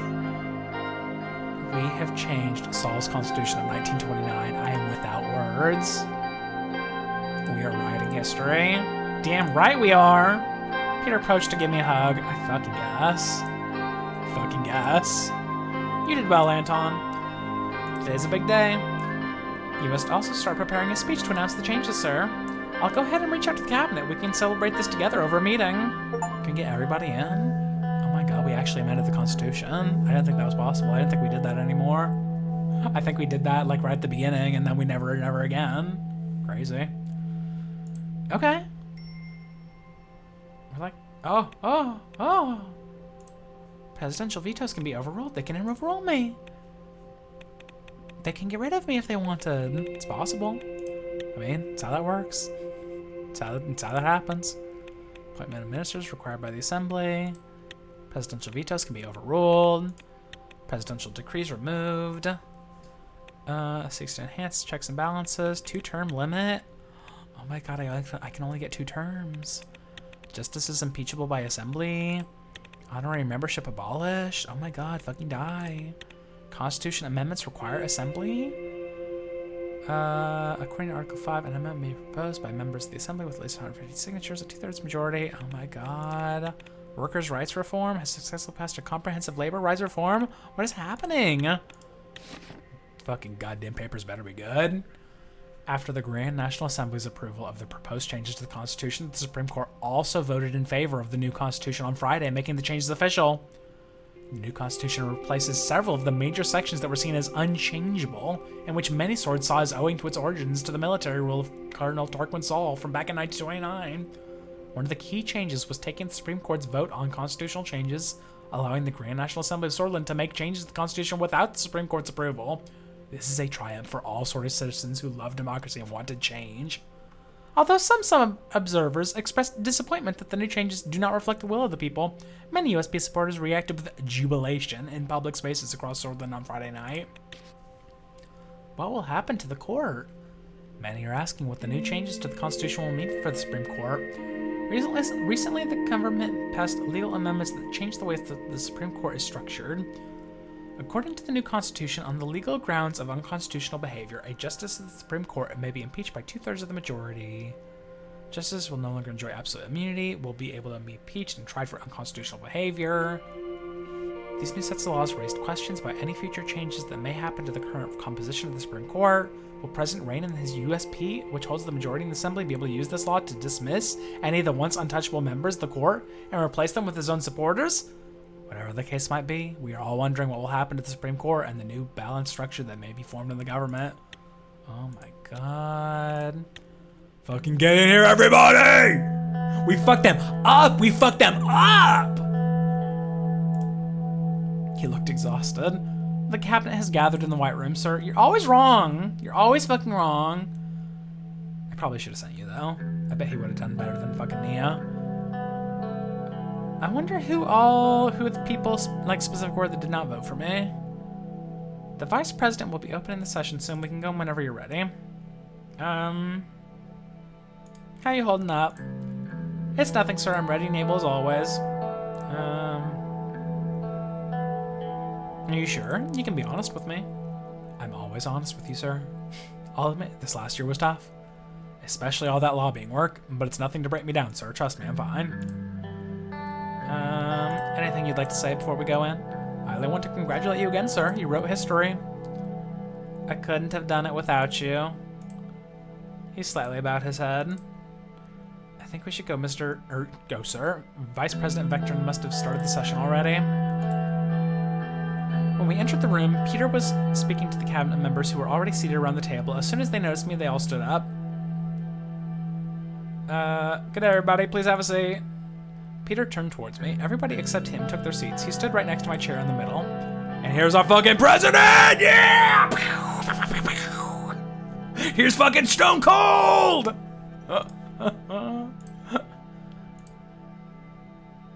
I'll let Peter talk. Ladies and gentlemen, we are here to discuss our current status and plan the remaining of our term. I know that some of you have had your concerns about our style of governance so far. There will be a time to speak up about these in the meeting today. But I must also thank you all for your hard work so far. We are very lucky to have a team like this. All of you have been invaluable to this administration. Liz grimaced. Having said that, now we have reached a critical point of our term. We are nearing the end. We have successfully made changes to the Swordish Constitution. This is a historic accomplishment. Without this team, it couldn't have been possible. The new Constitution has brought us one step closer to the Swordish dream. We should be proud for having strengthened our democracy. Our success with these changes has brought with it great support. Our party, which was divided at the beginning of our term, is finally coming together once more. So let's start the meeting with a brief look at some reports. He fumbled with the stack of papers. According to the latest polls, we've seen a decrease in our popularity. The public opinion has shrunk since we what? Fuck off and die. A major concern of the people is the state of our economy. We are slowly slipping into a depression. I want that to go away. This will have dire consequences for our administration. We mustn't lose hope and give it our best. Swordland needs us more than ever. I'll give the word to the president now.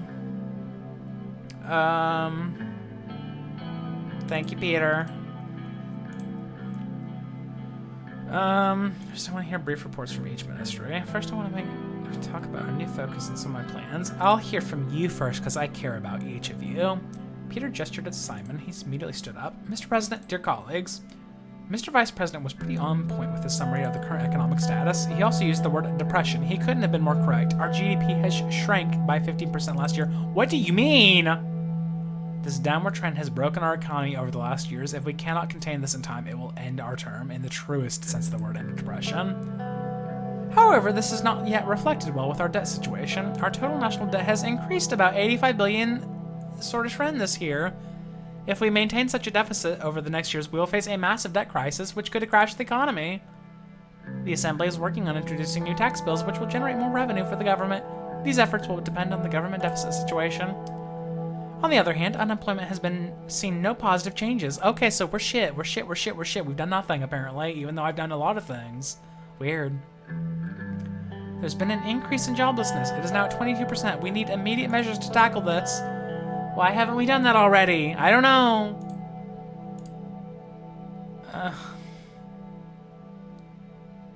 Okay, let's hear the next. Gus stood up. I will also keep it very brief, Mr. President. The L1 Railway has already proven to be a success. We have managed to bring food prices down in the greater Hallsford and Gelston regions. Yay!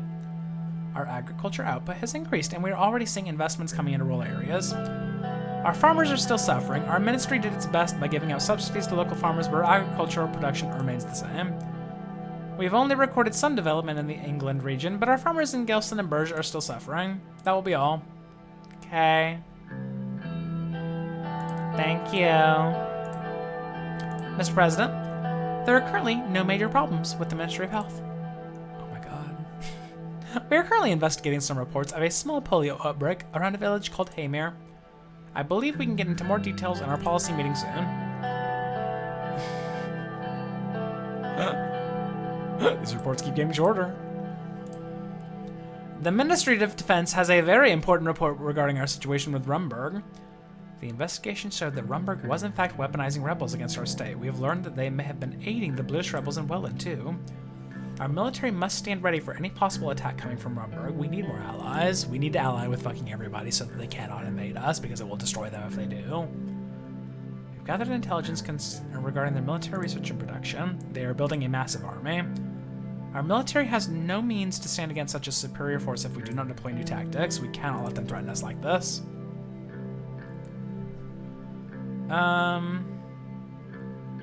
We should bring our military forces closer with Magnolia. Make the necessary arrangements. We'll have to use whatever we have to allow. Of course, sir. We already started cooperating, but I must highlight that Magnolia cannot stand against Rumberg. We can only trust ourselves. Yeah, I just say move on. We'll talk about it later. We don't need to be doing that shit right now. Mr. President, Perla has agreed to begin deal negotiations. We will be moving on that very soon. Our relations with Magnolia have greatly improved. Our ministries have scheduled many joint projects together. The region is very unstable. With the incidents at Rumberg, Welland, and Highland, we must be very cautious. We can talk in more detail at our foreign policy meeting. Thank you. Chara. Our ministry is working day and night to improve our education system and increase its accessibility.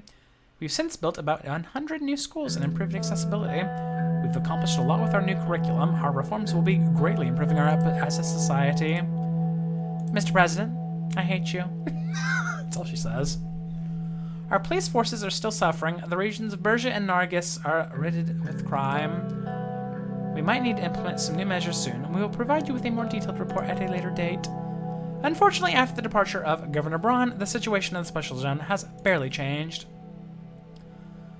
Despite not following the extreme policies of his predecessor, Governor Kroll is continuing with discriminatory policies against the Bloods in Bergia. I'm afraid if this continues, we'll have a major problem on our hands. The reports of the BFF organizing its forces is very concerning. Luckily, I have some good news about the abolishment of the Bergia Special Zone. Apart from a few small details, the project is ready to be implemented. We can get rid of the governor soon. I will send the final documents for you to sign soon, Mr. President. Great. Thank you, Lilias. There is one more important thing to ask of you. I would like to transfer the Gendarmerie under the Ministry of Interior to improve the internal security efforts. Wait, what? The Gendarmerie of the Republic of Swordland is an armed law enforcement organization which maintains security. The Gendarmerie is subordinated to the Ministry of Defense. The Gendarmerie organization, which was established in 1899, survived until today. After the Republic is proclaimed, the Gendarmerie stations begin to serve people in the most remote parts of this. During Saul's term as president, most people began to identify Gendarmerie with the state itself. Okay. I don't see Yosef accepting that.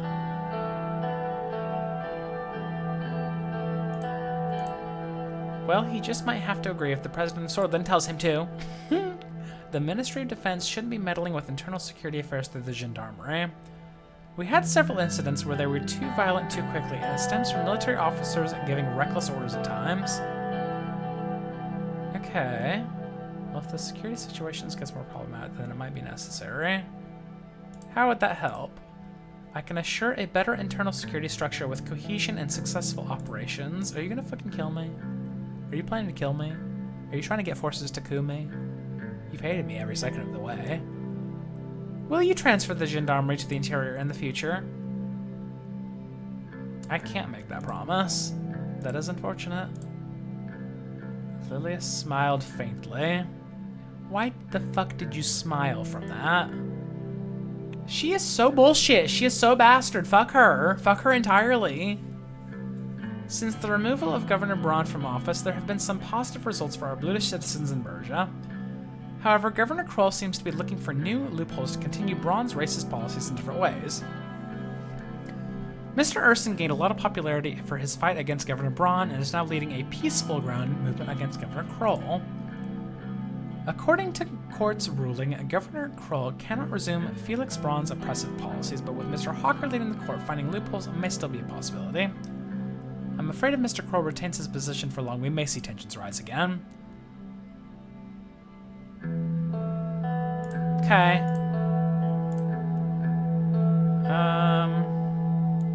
I do think that's a thing we need to be doing. I think we should just do that.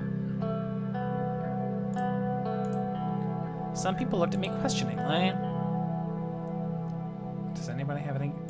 You heard me right. Our parties will form an alliance. We will be joining the next elections together. Lilius fucking snapped her jaw. Excuse me? If you have a problem, you can leave. I'm sure everybody does, Mr. President. I was against the idea of cooperating with Mr. Richter from the beginning. I think you're pushing our party too far.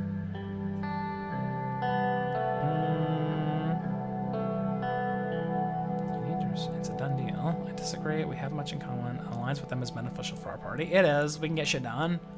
Let us not forget that this party was founded on the ideals of Solism. We have nothing in common with anti-Solist liberals. You can try, but you cannot force us to change our values. She might need to go.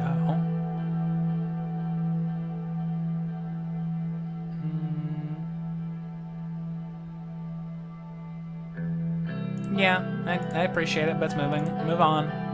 I think it's a very clever decision. We've shown Sortland that our parties can cooperate and work together to bring change. I think Lilius has to go. She's no good. She's fucking trying to coup me. I can see it. I think we may have many shared values with Mr. Richter. It is manageable. We'll talk about this later, Mrs. Graff, but I must say that I do not appreciate you. She was very disrespectful. She was very disrespectful. Let's move on.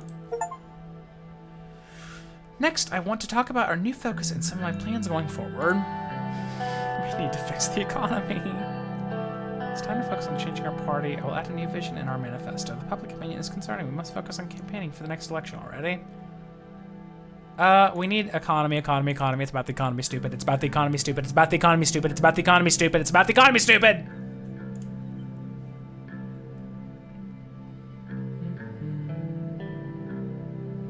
I want that so bad. I want that so bad. Almost everybody seemed to be in agreement with me. It's like, well, yeah, obviously. Let's talk about another plan. I don't know. I think we need to fucking focus in on something. We can't do 1,000 things at once. It's like economy, alliance with the liberals. Let's come together, fix the economy, move on from there. It's about the economy, stupid. Last 2.5 years have gone by. Oh my good God, it's already been that fucking long. That's crazy, that's crazy, crazy. USP announces alliance with PFJP, and what might be Anton Rain's boldest move yet, the president has decided to ally the USP with Friends Richter's People's Freedom and Justice Party.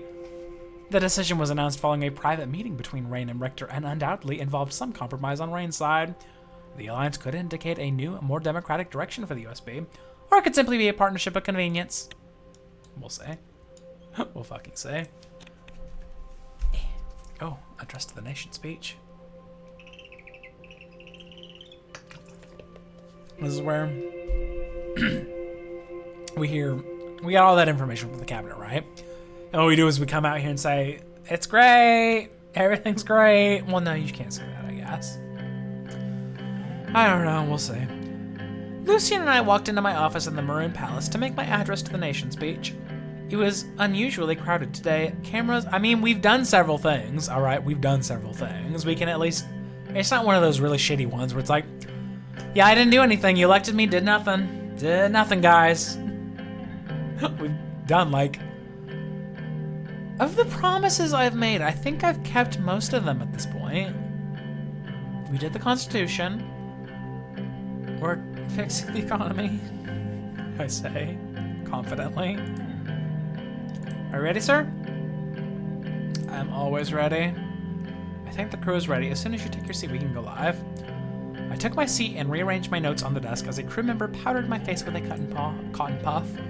After everybody was ready, the director gave the sign to start filming. I looked directly into the camera. Brothers and sisters, I've not been having this opportunity to talk to you about the changes we've entered. We've learned the honor of finally modifying, to speak about our future, about a great historic effort to give the words freedom, fairness, and have a new meaning and power.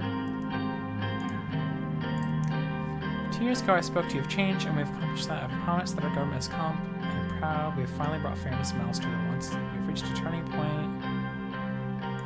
I will bring that up. Hey, I made promises, I kept them. I made those promises, kept them. Keep them in your minds. We need to remember where Sworthland was 2 years ago. Those days are behind us now, and the change we brought has been real.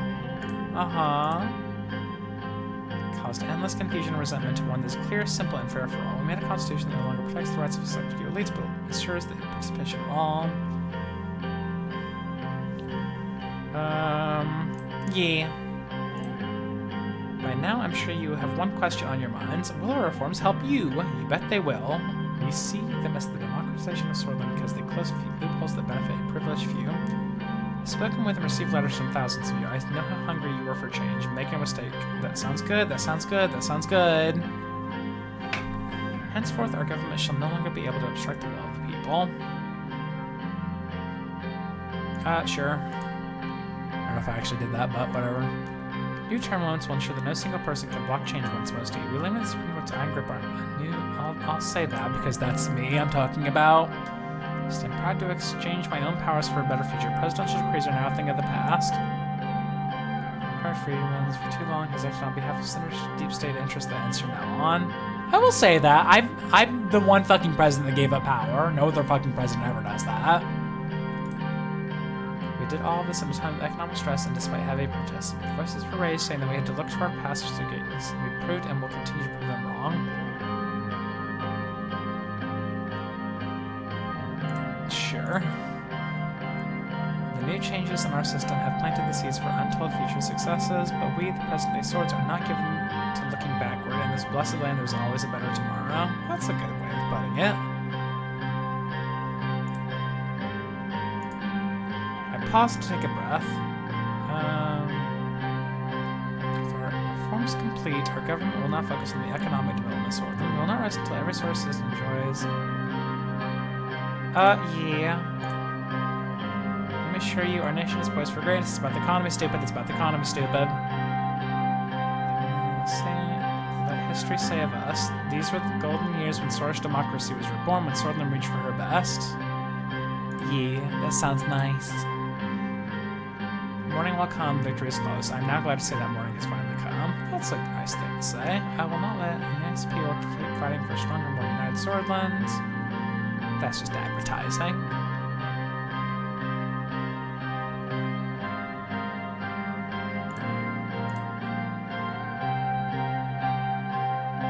The future is in our hands.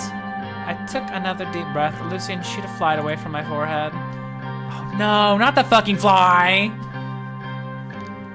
For a Sworthland of wisdom that honors the family. For a Sworthland of vision that sees tomorrow's dream and the learning and hard work we do today. For Sworthland, I encourage you servicemen and women, even as I speak, proudly stand watch of the frontiers of freedom.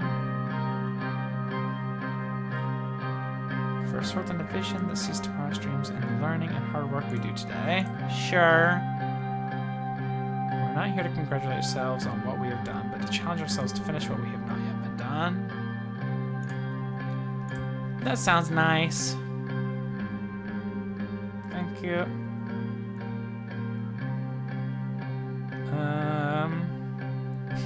You can say this many times, huh? Comes up all the fucking time.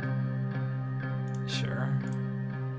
The director gave the cut signal and the cameraman stopped filming. My speech was finished.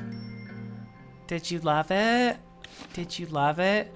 The future lies in our hands. In his address to the nation, a confident Anton Rain announced that with his constitutional reforms passed, the future now lies in our hands. The reform process was long and arduous, taking up much of Rain's first 2 years in office. Undoubtedly, the president is relieved to be able to move on and finish fulfilling his campaign promises. That was one of them! That was one of my promises, you suck as shit. Oh no, continue. What now? Revelations. Oh, okay. This is when the angels come. I wonder how many of these, like... It seems like chapters or something. I'm curious how many of them are in the game. Revelation sounds like the last one, so I have a feeling I'm like... I definitely can sense that... I'm assuming it's only going to cover the first 4 years. Because it would make sense as a game to stop there because somebody might lose the election. So you could either end on you re-winning your election and then the game ends there, or you could lose the election. So I have a feeling it's just going to go these 4 years. I don't think we're going to go any further. What we got? 100 killed in Helland. The riots in Helland had already resulted in the arrest of thousands. The riots in Helland had exploded out of proportion in the aftermath of the murder of Velglish Helander. The majority of the arrests and deaths stopped doing that. Queen Beatrice demands reparations for century-old alleged war crimes. Queen of Rumburg, Beatrice brought up the astored incident of she's bringing up bullshit. The way forward can only be walked if past atrocities are finally settled. Shut up and die. Walker wins Arcasian election, stabilizing Ventry City amid economic stagnation. The recent Arcasian elections have come to an end, with incumbent Dwight Walker narrowly winning re-election against Charles Devereux of the Reformist Union Party. Devereux's campaign was mostly sponsored by the prominent private military corporation, with a margin of just 5%. Oh, gross. Walker's victory has brought a sense of stability to Ventry City following a tumultuous campaign season. Walker's re-election has been attributed to his successful efforts in lifting a significant portion of the population out of poverty during his previous term. However, despite these achievements, Arcasia's economy has shown signs of stagnation. Would you like to get in bed with another country and start trading a lot more? Would you like to do that? I think you would. I think you fucking would. Adding to the complexity of the political landscape, tensions have risen between Rumburgian migrants and Arcasian citizens. Walker, who has Rumburgian heritage, has faced criticism and suspicion from some segments of the population. Despite these challenges, Walker has emphasized the importance of unity and inclusion. In his victory speech, President Walker of the New Democratic Concord acknowledged the challenges ahead and vowed to work towards a more inclusive and prosperous society while maintaining Arcasia's core principles. Okay. Canal's Anti-Piracy Summit. I'm assuming we're not talking about the technical piracy. It's a crucial anti-piracy summit. Prominent. Is there like actually a lot of pirates happening? That seems not good. Conference aimed to address the alarming rise in piracy incidents in the region during the summit, and then go to emphasize the importance of fostering cooperation, solidarity. Sure. I want to be in NATO. That's what I decide. I want to be in NATO. Can we be in NATO? I want to trade in NATO. Departure of President's son from home. Oh my god, he's leaving. My boy. The gloomy weather couldn't dampen my spirits. My constitutional reforms had passed in court. I had won. That wasn't the only cause for excitement in the Rain household. Today, Frank was finally leaving home. My son piled the last of his bags next to the door. Serge and the assistant driver were waiting outside next to the car. Did you pack everything? Don't forget to give me a call immediately after you arrive. Mom, I'm moving less than an hour away. You'll see me all the time. I know, but it won't be the same. Monica helped him put his backpack on while Serge started carrying the luggage to the car. I made you a sack lunch. I'll get it from the kitchen. She dashed down the hall. Frank and I turned to face each other in the doorway. So I guess you pulled some fucking strings and fucking fixed my stupid shit, didn't you? I gave you... Don't screw this one up. Let's not end on that. You're going to do great. Thanks, Dad. I've shown nothing to say that that will happen, but thank you. I haven't forgotten what you told me about your university years. I hope Halsford State gives me a chance to prove myself the same way you did. For your sake, I hope that you don't do what I did, son. Don't do what I did. You don't have to prove yourself to anyone, especially not me. Frank smiled. All right, Dad. At that moment, Deanna rushed to the door. Frank! I'm gonna miss you. I'll miss you too. Don't forget, you've got to give Mom and Dad an extra hard time for both of us now. Oh, my life is gonna be so much easier. Okay. Frank picked up his sister and gave her a big hug. Monica appeared in the doorway holding a paper bag. I cut the crust off your sandwich just the way you used to like. I'm not a kid anymore, Mom. Can't tell Mother pretend. Oh, Frank! She embraced him with tears in her eyes. Frank looked as if he was about to cry as well. Serge approached. Sir, as per the schedule, Frank needs to be at Halsford State University to start his orientation in an hour. We will have to leave now to make it. All right. Thank you, Serge. Frank turned around and took one last look at me. Make me proud. Don't fuck it. Serge looked at his watch. Time to go. Frank waved his hand as he entered the car. The engine started and they were on their way. Monica stood next to me as they drove away. Her eyes were teary. There he goes. It already feels different. She put her head on my shoulder.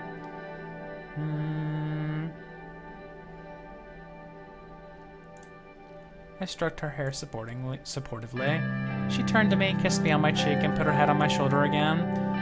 At least he has a father he can boast to his new friends about. Anton the Great Reformer. Sounds good, doesn't it?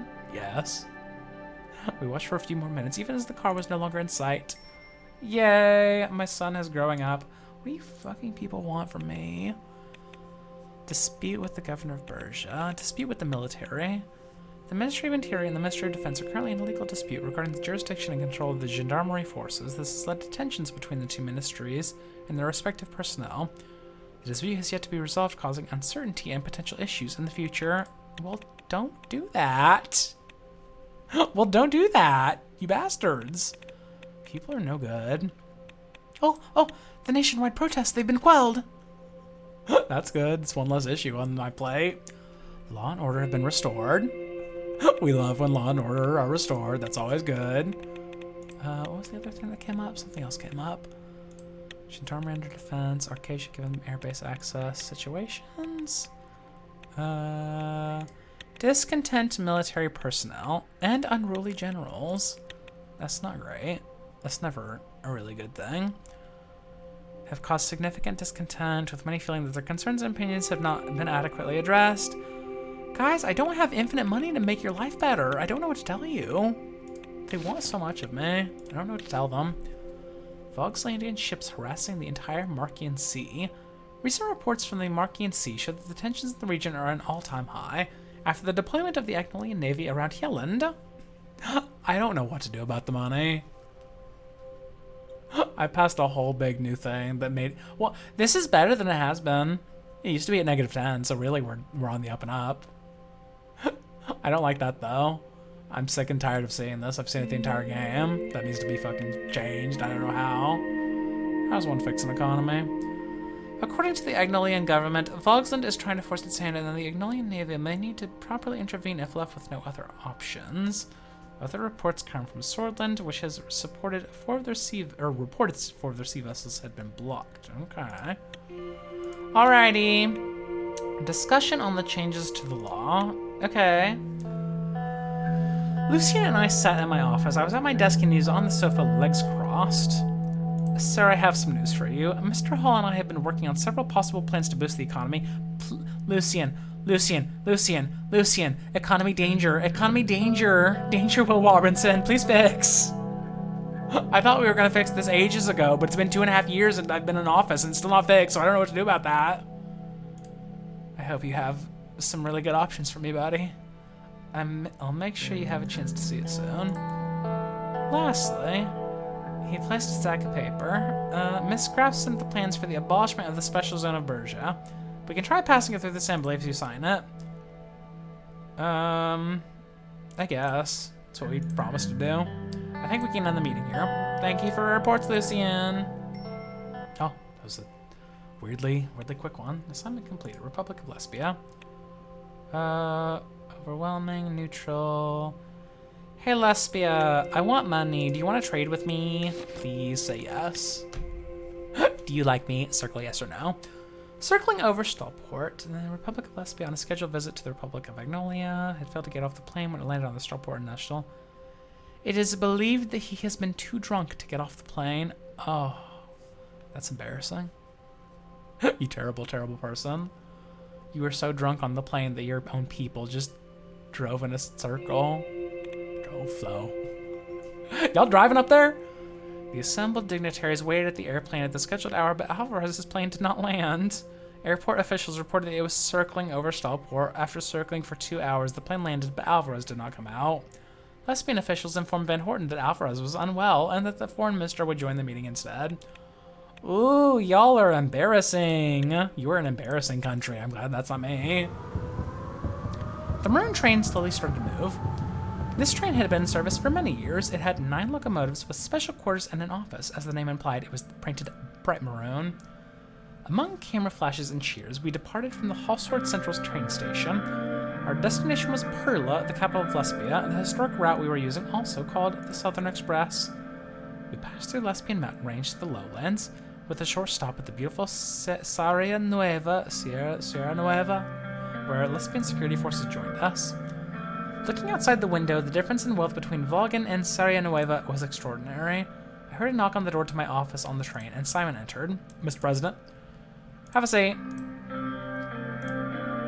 I wanted to have a quick chat about Prime Minister Alvarez and give you a heads up that he's a bit of a fuck up.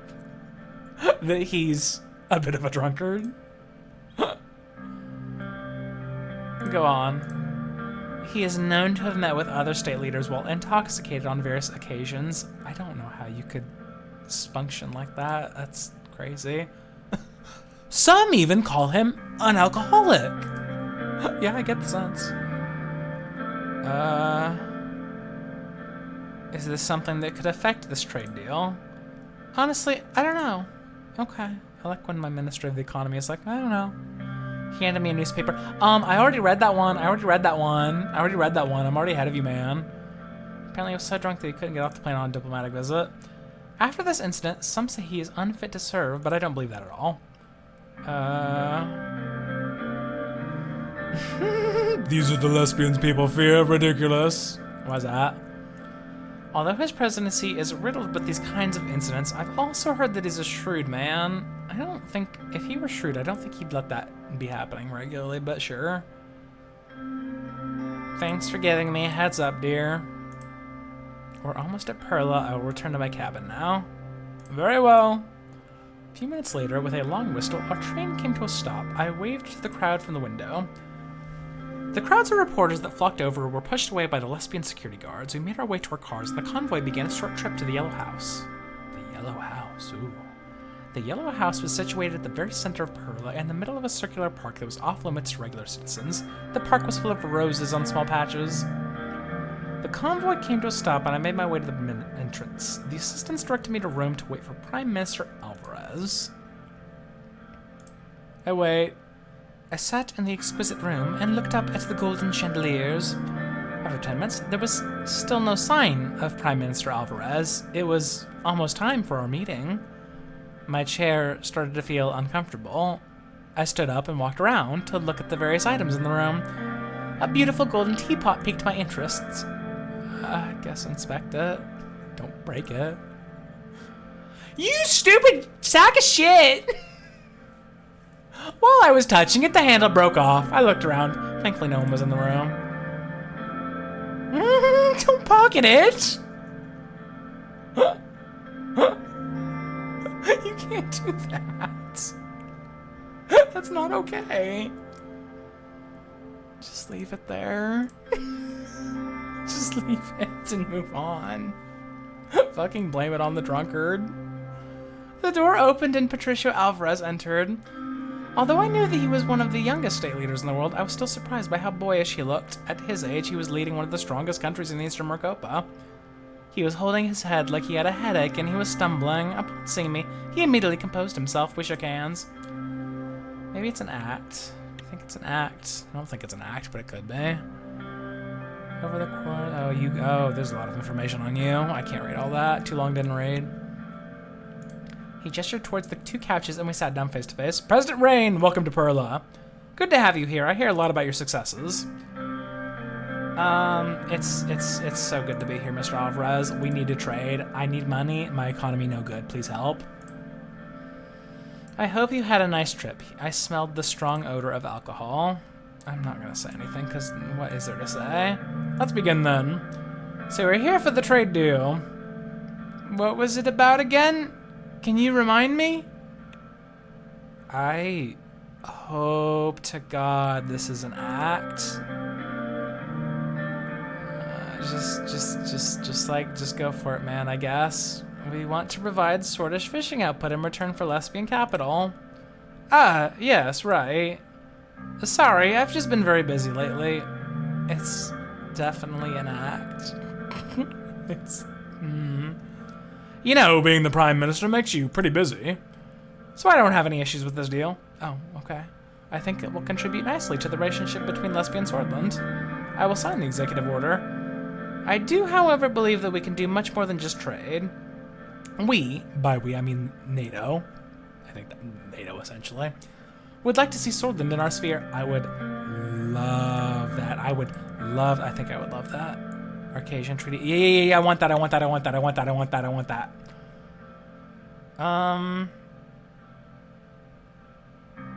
Why would you do that for Swordsland? What's in it for you? I think that's excellent. I think that's excellent, and you're smart. You are a smart, shrewd man. I have Russia on my ass, and I want more allies, please God.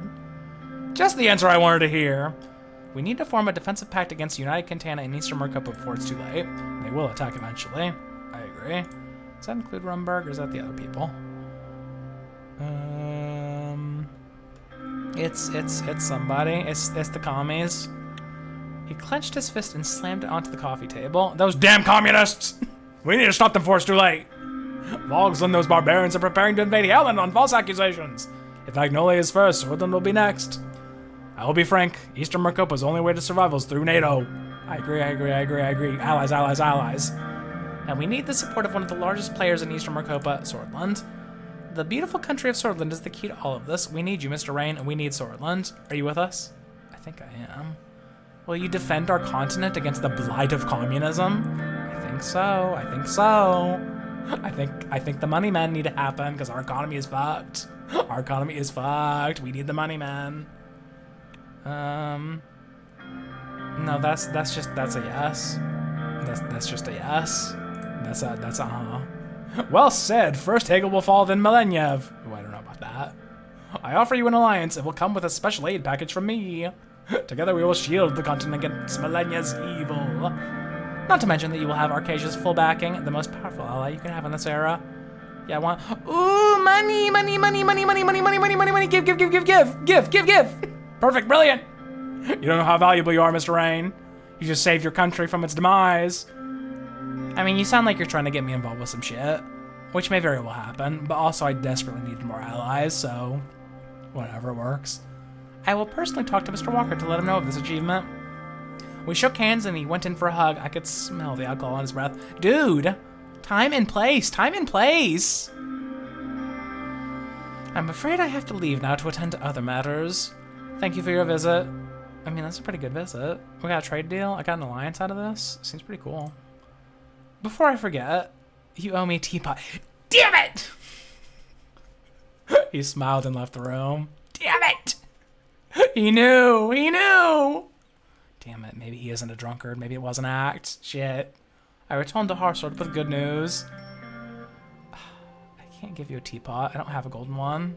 I'm sure I could find one somewhere. Fish trade, trade terrace, free trade zone. Free trade! I love free trade. High price steel imports from Magnolia. That's like fine. Arcasian aid. Oh, baby. Fish trade with Lesbia. Oh, baby. Free trade zone with Lesbia. Oh, baby. What we got now? Swordsland Lesbia Pact. Swordish government has officially signed a new economic deal and a military pact with Lesbia, which brings the two economies closer through an economic partnership agreement, as well as their militaries with a new military alliance. The Swordsland Lesbia Alliance was made official by President Rain and Prime Minister Alvarez in Perla yesterday. The deal is tailored to benefit both economies with big benefits to Swordish and Lesbian businesses. It includes a strong commitment from Lesbia to support Swordsland with a Lesbian capital. It will also bring the militaries of both countries closer together through joint military training and intelligence sharing. According to the pact, both countries will join each other in any defensive wars. Yeah, that's the part that sucks, but if you're in NATO, you're in NATO, man. The signing marks a new period of close relations between Swordsland and Lesbia, which will see two like-minded democracies work together as allies. What will you do now, Russia? What will you do? I have allies now. Die in hell. Private meeting with Peter Vector. Oh, Peter, no. Oh, Peter, what is this shit now? Peter, you've been such a fuck-up. It was a dark, chilly evening when Peter called and asked if we could meet. He gave no details. All he said is that it was important. I drove alone through Hallsword suburbs until I reached the meeting point he named, 147 Ruhek Avenue and number 26, our old campaign headquarters, untouched since the night of the election. This is where everything began. I made my way up the dusty staircase of the office building. The light in the second-floor hallway was out, so I used a cigarette lighter to find my way to the wooden door marked 26. So, okay, going real old school here. I pulled on the handle, but it wouldn't budge. The heavy door had always been a pain to open. Coming! Peter pushed on the door with all his weight. It made a screeching sound as it opened. Why are we here? Peter, we live in the White House. You can just meet with me. Without further ado, I bid you welcome to this grand nostalgia trip hosted by yours truly, Peter Vectorn.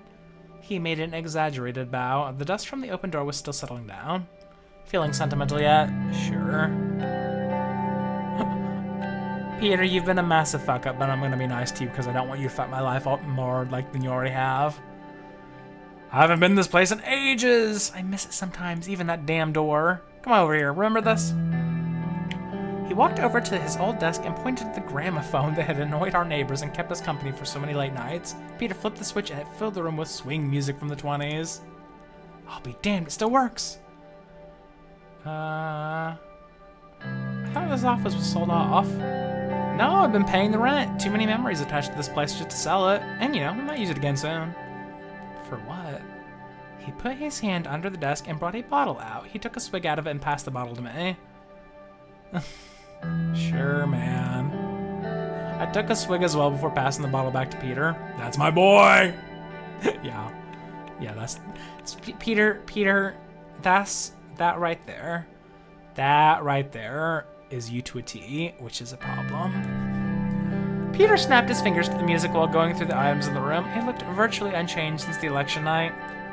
Also, stop fucking my secretary! Fuck your own. If you're gonna cheat on your wife, fuck somebody else's secretary, you bastard, you bastard, you bastard. Come on, have a look around, see if it doesn't bring back memories. I will go to my old desk drawers. Inside there were a few old coins, pencils, and sheets of paper. Underneath them something caught my eye. It was a photograph of me and Monica sitting under a tree. This must have been 10, maybe 15 years ago. We looked so young and so happy. Monica would love to see this. Nice fun, look at baby Anton. You didn't even have your iconic look. You didn't even look like a whole old man. I will absolutely take the photograph, why would I not? I will look through the storage boxes. What we got here? In one of the storage boxes, I found a heavy object wrapped safely. I unwrapped it. It was an emerald-colored statue of a goat, the symbol of Swordland. I remembered that this was a gift from Brenda, one of the 53 election campaign assistants. It would look good on my desk in the palace. Brenda, always sucking up to you, and where to get her? Seriously, where? I have no idea where she ended up. I'll take it. I go through the records next to the gramophone now. What we got? I found one of my favorite albums ever, Mountains by Janet Gertz. A set of plaintive folk songs that made me yearn for the countryside whenever I heard it. How interesting.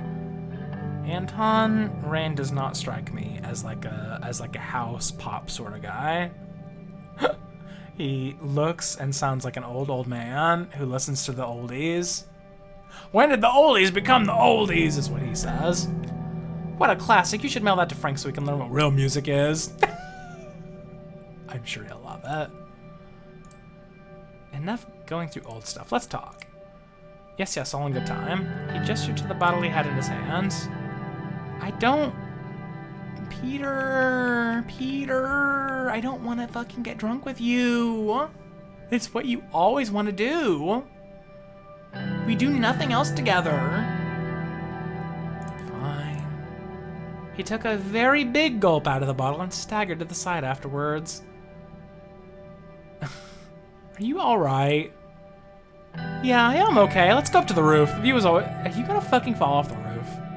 That would be incredibly embarrassing for the entire country. If our vice president fell off the roof like a fucking drunkard, literally as a drunkard. We went up the stairs to the roof. The view was mesmerizing. The buildings of Hellsword twinkled below us while the stars shone bright in the sky. We sat and leaned back against a wall, taking it all in. Right as I was starting to get up, I heard a sobbing sound. I turned to Peter and saw tears streaming. Oh, okay. All right. You're gonna have your whole high-speed come apart here, I see. I've not yet seen a night sky beautiful enough to make Peter Vectorn cry. He wiped the tears away and laughed. I've messed up, Anton. I messed up big time. Evelyn's leaving me. She wants a divorce. Is it because of your rampant cheating? Would that be why?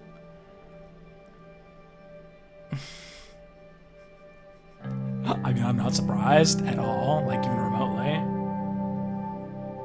You've been sleeping around for a long time now, man. Not surprised.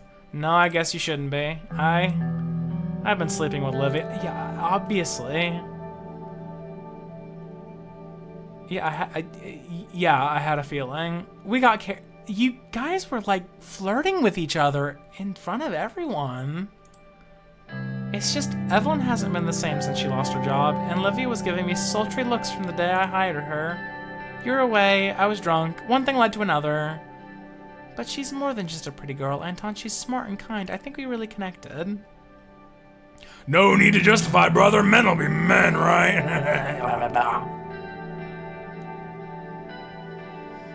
For a bit of horizontal polo. Don't tell me you're going to run off with her. No, we're ending things. I told her it's too unprofessional, and I want Evelyn back. Okay, good. There's still a chance this could get out. I need to talk to Lucian. I still can't. I thought to have you both fired. Who else knows besides me and the three of you? Nobody, I swear. There is no world where that is true. There is no world where that is true. There was an edge of desperation in Peter's voice. He took another drink. How many years have we known each other? How many scrapes have we gotten ourselves out of? I can handle this myself. Just trust me and don't bring anyone else into this. I turned to face my friend and vice president. The habits that had gotten him dubbed the bad boy of Swordfish politics when we were young were no longer so charming coming from a middle-aged man. That's what I'm saying. I don't think they're that charming coming from a young man. Yet he was still a capable politician, and I could not ignore our long history together. Is it gonna actually ask me here if I want to get rid of him? No, yeah. You've done enough damage, I'll handle it myself. I mean...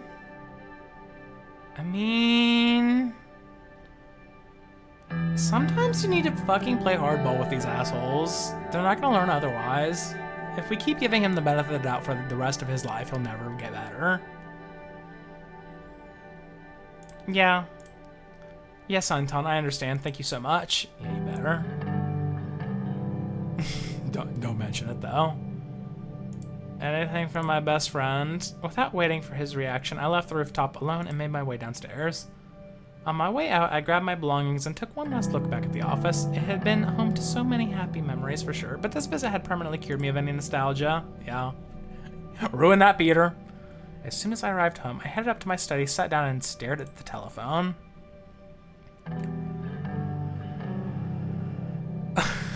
You want me to trust that motherfucker? I've been telling him he's no good for years.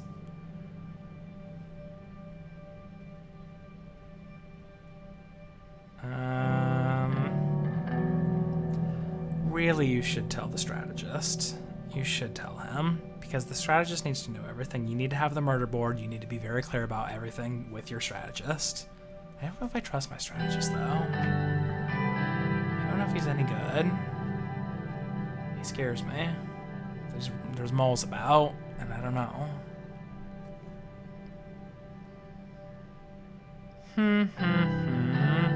The problem is that if I need to tell him, the time to tell him is now and not later, when things get worse.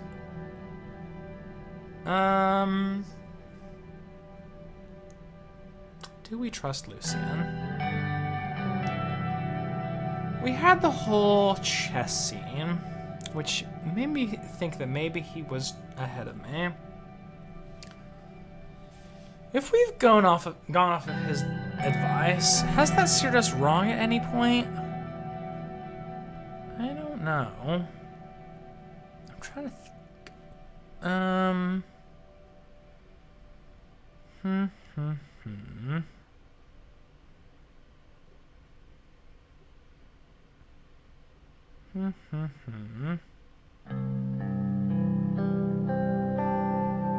mean, he's pragmatic more than anything.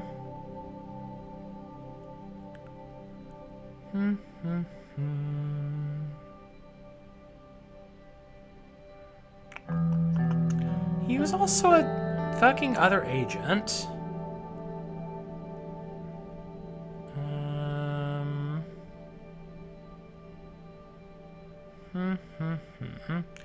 The problem is that that's giving him a lot of leverage. He has all the power in the world to... I don't think I should talk to him. I don't know about talking to him. Could maybe call Evelyn. I'm gonna call Evelyn. Evelyn answered after a few rings. Anton, it's late. Is everything all right? I told her what I knew about her, Peter, and Livia. Oh, she was silent for so long I thought she might have hung up. Whatever you have to say, it won't change my mind. Oh, that's not. Yeah, I wasn't doing it because of that. Evelyn, please. I didn't call to change your mind. I'm on your side. He does still love you. Short, sharp laugh. Do you know Peter at all? Really know him? Livia wasn't the first and she won't be the last. There'll always be another beautiful young woman for him to prey on.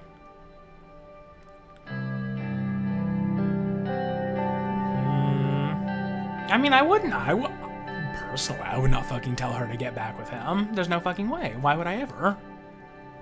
He cheated on her. Fuck him.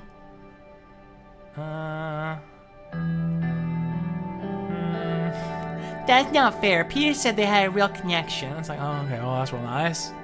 He had a real connection with the person that he cheated with me on.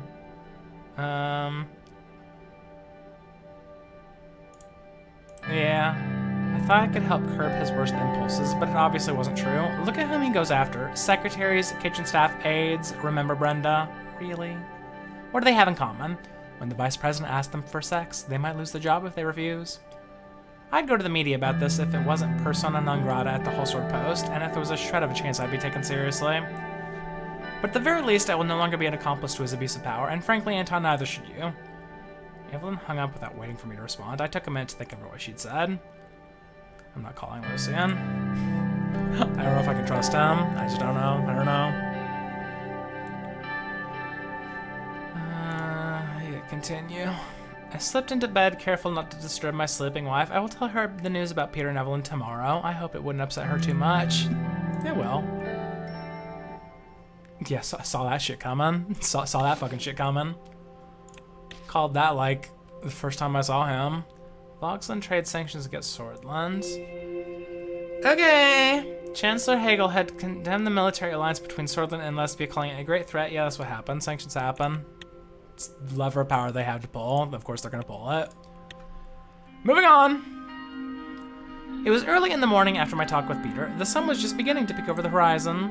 I couldn't sleep, so I decided I might as well head to the palace early and get some uninterrupted work done. The Maroon Palace was empty, save for a few cleaning staff. I entered my office and was shocked to see Lucian already there waiting for me. Mr. President, good. I was hoping you'd be early. What's going on? I have a sensitive matter to discuss. Oh. I have it. Okay, well. Doesn't fucking matter then. He already fucking knows. Peter, you were not discreet in any way, shape, or form. I have very good reason to believe your vice president and your secretary are engaging in illicit relations.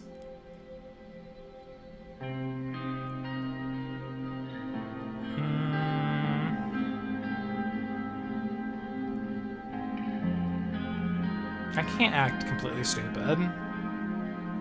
He would think so little of me if I couldn't see it, surely. Lucian gave me a wounded look. You didn't tell me. I didn't. You do know everything that goes on in this palace, after all. I don't need your help. We got this under control. They only told me I was going to come to you first thing today. I assumed you were already aware. Lucian smiled. On its own, given Mr. Vectron's established reputation as something of a playboy, the affair is unlikely to cause much damage. However, a more troubling possibility has been brought to light. A recent conversation with Mr. Hailstone, our whistleblower from Rumburg, revealed the presence of a spy within the Maroon Palace. Is it fucking Livia? I believe Miss Suno is our mole. She's been using her relationship with Mr. Luck to gather information. Tell me more. I can do better than that. I'll show you. Okay. You got the fucking tapes? Oh shit, he got the tapes. He got the tapes. Lucian reached into his coat pocket, pulled out an audio tape, and fed it into the reel-to-reel machine on my desk. This was recorded in the palace at 1809 on the second day of your trade visit to Lesbia. I heard Peter and Livia's voices. You're sure everyone's gone for the day? Relax, Liv. Nobody's working that hard that Anton off in Lesbia. At the sound of kissing, that of drinks being poured. I'm glad you stayed behind. Did he tell you how it's going over there? Do you think there's a chance they'll form an alliance? As a matter of fact, yes. He and Prime Minister Alvarez just sealed the deal. I think Anton is making the moves to isolate Rumbeck step by step. In the meantime, I can think of another deal that needs sealing. Lucien grimaced and switched the tape off. That's not really damning evidence. It's damning evidence of Peter running his fucking mouth. That's what it's fucking damning evidence of.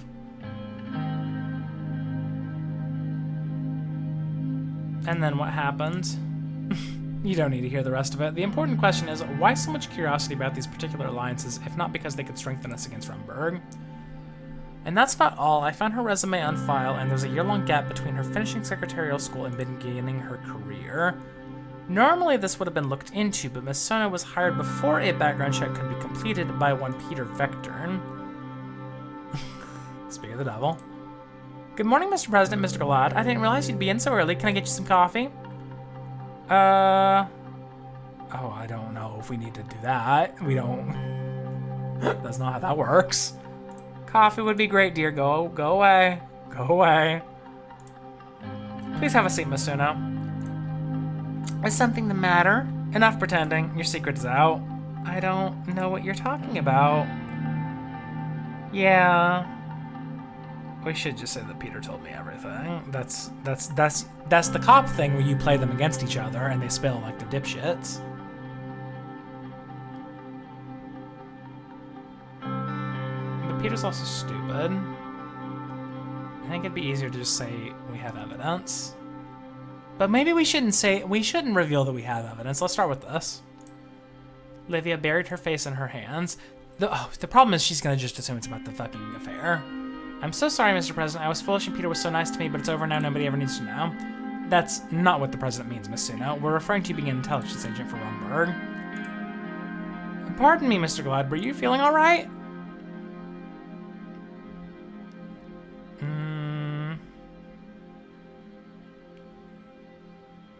What do you have to say for yourself? Mr. President, I understand if you don't want to keep my job, but why smear with outlandish accusations? What were you doing in the year 1951? Livia's face flushed. If you must know, I was working as a cigarette girl at Porto's. It's a Lockhaven saloon. I was saving up so I could afford my own place in Hallsword. Yeah, I mean, Lucien, it would have been better to do a background check. I know you just came to me with this, but still, we don't have that much information to go off of. Here's the proprietor's you have the proprietor's number ready? Is this still in the age where we remembered phone numbers? Because that age is long since passed in my mind. It seems weird that she would know that.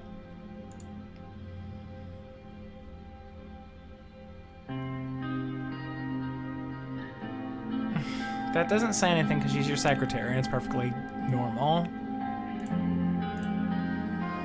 To tell the truth, Miss Suzerain, I was hoping to run for office myself someday. I want to make a real difference in the world like Mrs. Morgana and Mrs. Walda.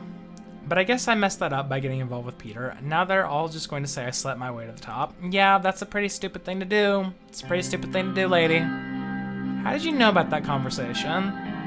There was a loud pounding on the door. Peter barged in without waiting for an answer. He was unshaven and wore the same clothes as the night before. For fuck's sake.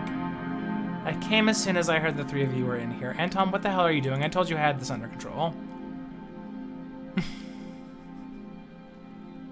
Sit down and shut up. Peter took a seat on the far end of the sofa. He looked over at Livia and noticed her troubled expression. God, why involve her? This is my mess. She did nothing wrong.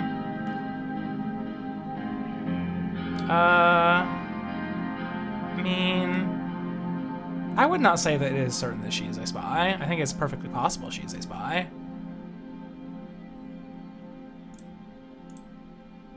What? I have reason to believe she's been relaying information to Rumberg, information that you leaked to her in your carelessness. As Peter listened, his eyes widened in disbelief. Lucien, you rat bastard, you've been bugging my office. I mean, obviously for good reason. He looked unrepentant. I had noticed the Vice President's behavior becoming increasingly erratic and unprofessional over the past months. I wanted to get to the root of the cause. See, you wiretapped your own goddamn colleague, and for what? Have you been getting off on this, you pervert?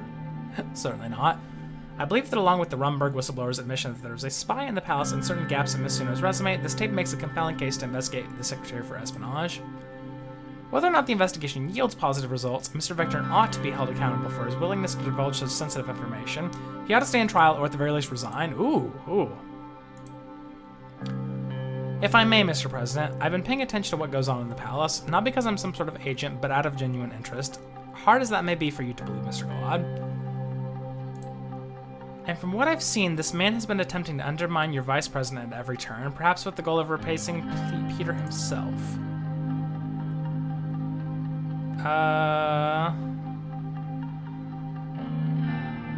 mean, he is an opportunist. We know this. It's perfectly possible. I brought up the exact idea myself. I would never make Lucien my vice president. He's been mostly loyal. Loyal to you, it's true he never could stand me. Lucien frowned. My personal misgivings about Mr. Vector aside, I would never do anything to harm this administration. Mr. Vector, on the other hand, has at best committed adultery and at worst delivered state secrets straight into enemy hands. Who could I believe?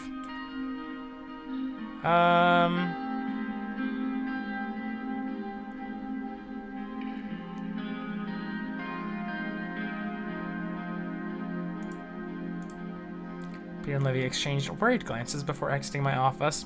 What are you going to do, Mr. President? What are you going to do? You're the strategist here, not me. No, I mean, we should investigate her. There's no reason not to. It doesn't hurt anybody. Lucien breathed a sigh of relief. I appreciate your trust in me. I don't know that I'd say that, but it's clearly the correct thing to do, because more information is not bad, ever. And Mr. Vectorn, what will you do about his willingness to compromise Swordland's security at the drop of a pencil skirt? You'd understand if you weren't a workaholic. I'm fucking every woman around. I'll decide that once we have the results. Very well, just keep in mind you may need to shoulder the blame. You may need him to shoulder the blame for this. Yeah, I'd like to have a scapegoat around. I like to have a goat I can walk up to and slit his throat. I'll apologize to Miss Suno and tell her this has all been a misunderstanding. We can't have her running away during the investigation.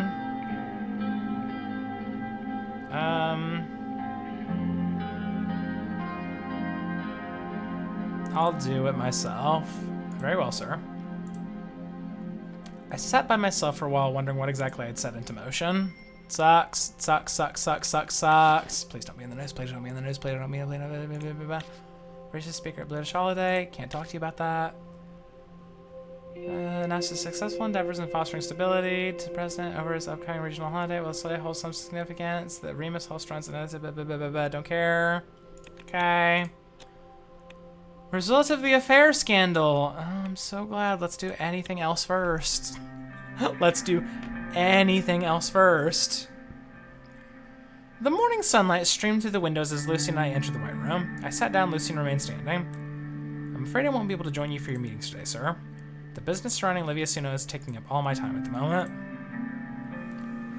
I was hoping to go over the day's agenda with you before your cabinet members began arriving with duty calls.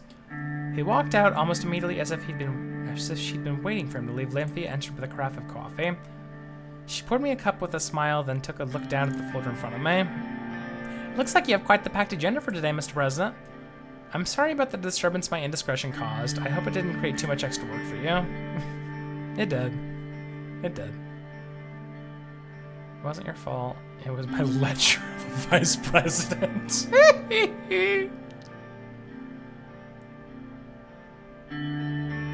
I expect more professional behavior from going forward. Let's just move on. And you will get it, Mr. President. Enjoy your coffee. I enjoyed a split second of solitude before the morning's first meeting. I hate when they come into my fucking room. Internal affairs was first on the list of items. Lilius and Nia, along with their close staff, joined me around the table. Shall we begin? I hope you've got good news for me. Mr. President, many of my colleagues in the ministry are disappointed by the lack of action taken by the government about the abolishment of the special zone. We've worked day and night to make it a possibility. You could have passed it by decree if you hadn't completely removed those powers. That's how it works. That's literally how it works. It will happen eventually. Move on. I understand, but there's nothing I can do. I change decision. We have to respect my decision. Move on, move on, move on, move on, move on, move on, lady, move on. She's fucking in with the old guard, I tell you what. In any case, as long as Governor Kroll retains his position, the central government can never properly decrease the tensions between our Swordish and Bluish communities. Therefore, I cannot say that everything is going great for the Bluish rights in this country.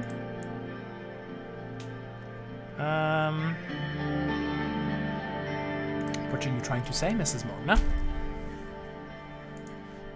We'll keep it brief. I think that will be all for our internal affairs update. Okay, that's it. He barely needed me. Simon came in shortly. Where's the vice president today? He's thinking very hard about what he did wrong. Don't know. You seen him? Not lately. Simon's expression remained unchanged as he sat down to face me. I just wanted to provide you with a few updates on the economy. You may have noticed that the government budget is in need of a boost. It is. Working on a bill that will increase the tax on tobacco products from 10 to 30%. A similar bill is being drafted to introduce a 20% tax on alcohol. I'll fucking get it out of Peter one way or another. I'll get my pound of flesh from him. In addition to bringing in needed revenue, the new laws will curb excessive drinking and smoking in Swordland. Sounds great. Harm to Swordish businesses. Sounds good. Move on. Ordinarily, I'd advise against this kind of thing, but with our budget dipping into the red, any measure that would reverse our deficit is worth considering. Thankfully, tourism to Swordland is on the rise, so we can expect to see a healthy stream of income there. Our investment in cultural preservation paid off, it seems. Don't be fucking crazy, man. We had 17 coups. You're crazy. We're a shit country. I never quite understood why anyone would want to vacation in Swordland when Lesbia is right there, but I suppose our country has a certain charm. Guess Manger strolled in. Mr. President Simon. Thanks for joining us. I believe you wanted to update the President on the latest developments in the Groony region? Yes, you both know how revitalizing the region has always been my pet project of sorts. Well, I'm saddened to say that despite my ministry's best efforts, we're gonna have to close the books on this project. Close the books? What does that mean? It means that without a massive injection of funding, the economic growth I had hoped to see in the region is simply not going to happen during this term. What could have been a beacon of success for Swordland is turning into a cesspool of crime, unemployment, and homelessness.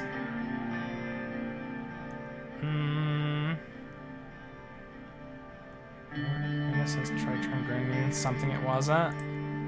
You sure? Not just to me, Mr. President, it's the breadbasket of this nation. I still believe it's brimming with untapped potential. It saddens me to no end to see that go to waste. Try to calm down, Gus. The President makes decisions on behalf of the entire country, not only your home region. Oh, hello, gentlemen. Early again, aren't I? Not to worry, we were just about to wrap things up. We may as well talk about the economic impact of our recent alliance. A wise idea, Mr. Holt. Our new partnership is not without its consequences. As you may recall, almost immediately after we sealed our alliance with Lesbia, Vogsland imposed strict tariffs on us in retaliation. The fallout won't impact our economy right away, but I do expect a significant hit before the end of our term. Great! I believe any short-term economic harm imposed by these tariffs will be offset by the alliance's long-term benefits. I'm looking at the big picture. What if I break off the alliance? Will the tariffs end? And they say, no. There's no reason for it to end. I fully expect our partnership with Lesbia to pay off. Arcasia has already taken notice and is planning on sending us a generous aid offer. Please. Although I've heard that aid will be military in nature, which raises questions about their real motivations. They're clearly gauging our interest in joining ADO, which from a purely financial standpoint would be a great move. We'll leave you to your meeting, gentlemen. My regards to Mr. Vector. Thank you, Simon. David regarded me. His blue eyes seemed to see right through me. How are you, Anton? You look as if you haven't slept in ages. Let's not. I'll be very brief. Perhaps we can even carve out some time for you to rest your eyes. Regretfully, tensions are continuing to mount between Swordland and Rumburg. As you might imagine, our decision to grant asylum to that whistleblower did not sit well with the kingdom. We must exercise caution. The slightest provocation on either side could cost us our chance at reconciliation.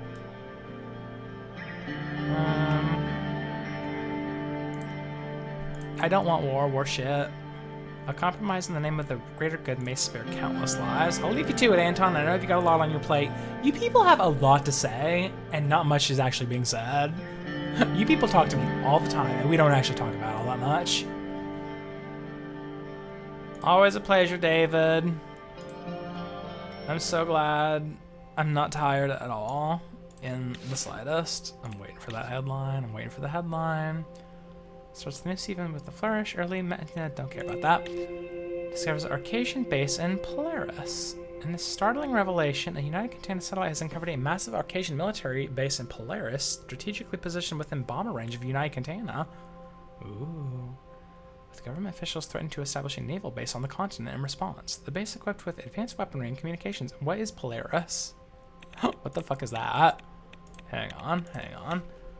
Oh, no. Locations? I want Polaris. I want Polaris? We will never know. We will never know what that is. Okay. That sucks. Moving on. Moving on. Let's do this. Several days had passed since I ordered the investigation into my secretary. Both Peter and Livia had been acting unnaturally nice to me and believing I'd let them off the hook for their affair. They seemed to be avoiding each other in the hallways, though. I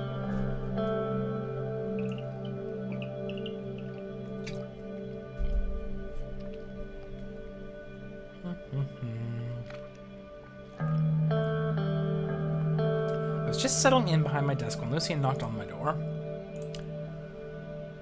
Come in. What we got? Our security team traveled to Lockhaven to speak to the owners of the pub. They confirmed that one Livia Suno had worked there. The description of her did not match that of your secretary. However, it did match that of an unidentified corpse that washed up in Lenkberg Bay 2 months before your inauguration. Oh. Oh shit.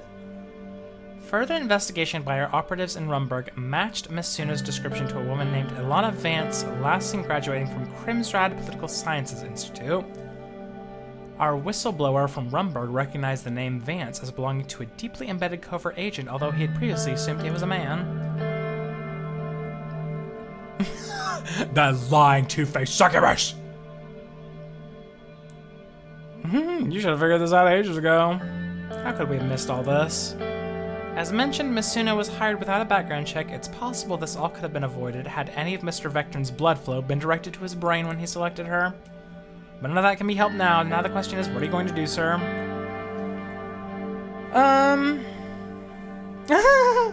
We're gonna murder them both. That's a funny joke, but I don't think he'd appreciate it, unfortunately. Yeah. That would be standard procedure. However, if we do so, it's only a matter of time before the media pieces together what happened. It'll look like a fool for her having our minds this entire time. That's why you must let Mr. Vectron take the fall.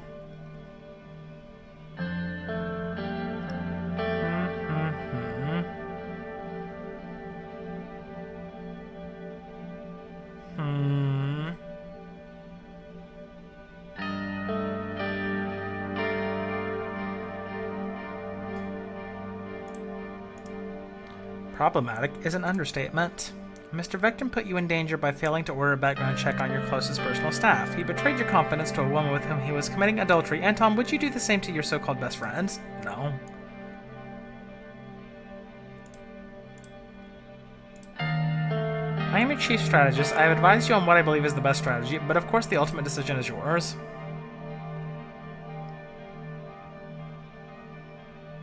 I mean...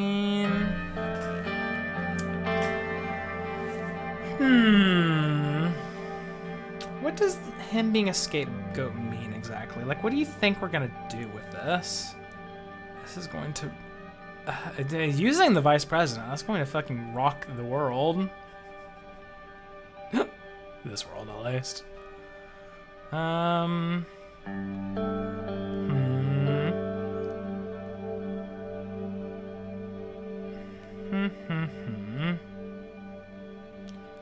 hate that it's him, because he's like one of the only ones that are actually good for me. In terms of just like being a friend.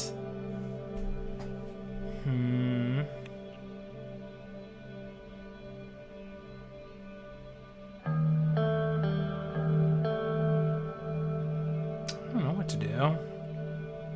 I ain't shouldering no goddamn blame. I didn't do fucking anything wrong.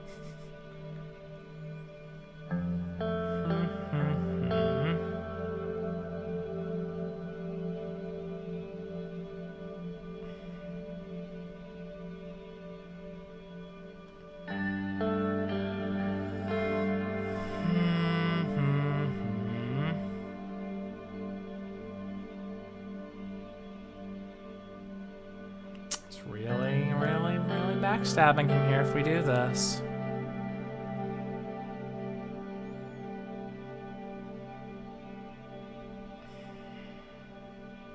I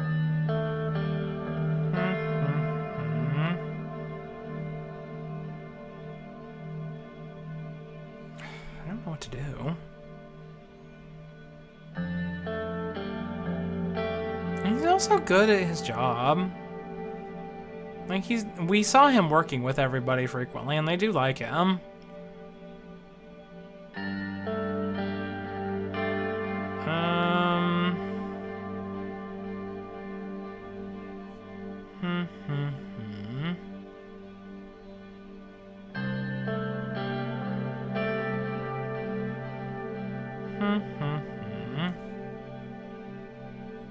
Thinking of just blaming Livia. I don't know how that's going to go, though. I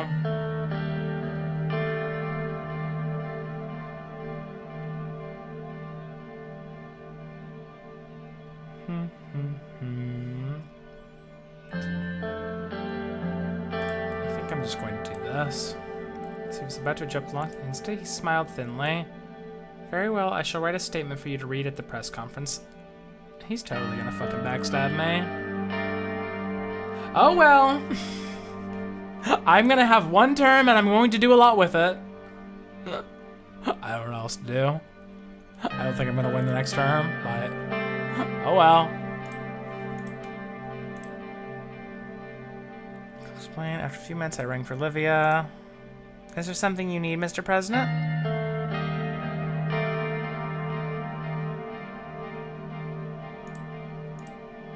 A barely perceptible flash of fear crossed her face. Livia, sir. My name is Livia. I nodded toward my office doorway. Carl Greaser was standing there along with two of his guards blocking the entrance. Ilana Vance, you are under arrest on suspicion of espionage. Please come with me.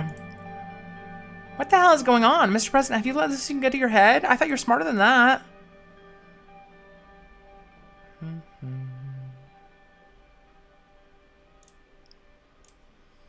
Carl's men grabbed her arms and began dragging her out. You can't do this to me! Peter, hearing her cries, rushes out of his office. Liv, what in the hell? Anton, what's going on? You say it. I won't say another word without a lawyer present. That's smart. That's smart. That's good. That's good. You're a saddle drunk and a lousy lay. Honestly, if I were a Rumberg spy, I'd barely have to do a thing. You two have Swordland ripe for the taking. Yeah. Anton, what the hell just happened? You're making a scene, man. Please stop. You're being very obvious. Well, better safe than sorry, especially for what she called me. At least we'll finally have this ordeal behind us. Let's get on with running the country, shall we?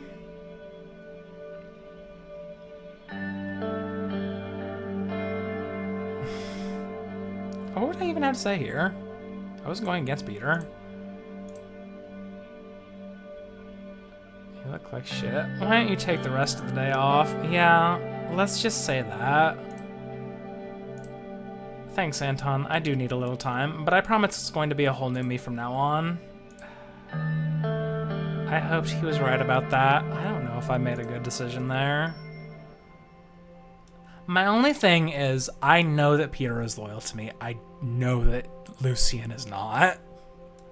Well, it's maybe not the best way to state that. He is just pragmatic, and I have every expectation he's going to go against me. Because I think he just sees opportunities, and he sees that he could, like, get rid of me. I think he just sees power, which is good to understand. It's good to have him. It's good, but I don't know. Okay, we're doing the whole thing. It was the morning of Olivia's trial, and hordes of reporters were gathered in front of the state courthouse. Peter, Lucian, and I stood by the entrance. Lucian had helped break the news of my secretary's arrest, and now the media was beginning to question exactly how a Rumberg agent had been able to infiltrate the Maroon Palace. It was time for me to deliver an explanation. A podium with a bank of microphones awaited us on the courthouse steps. Peter looked uncertain. I was told him I would be doing all the talking today. I'd advise you to keep your responses as brief as possible. I want to say no comment. Thank you for coming. Former secretary is currently being charged for this. As you're aware, Ilana Vance, the Rumberg spy posted my secretary is currently on trial for espionage.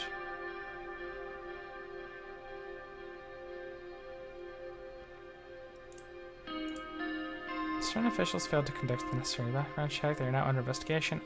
Using advanced document forging technology, this woman managed to pass a rigorous background check. It was exactly... There's no good way to say this. We can either be very direct, and then those like, oh, incompetent. Like, she used advanced like, oh, incompetent. It's unknown exactly. Oh, incompetent. It's incompetent either way. Doesn't fucking matter.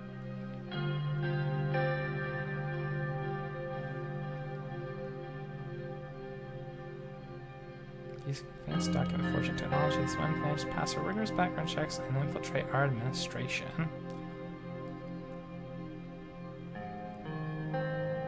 I don't want to directly lie, though. That seems like too easy to get caught up in. I'm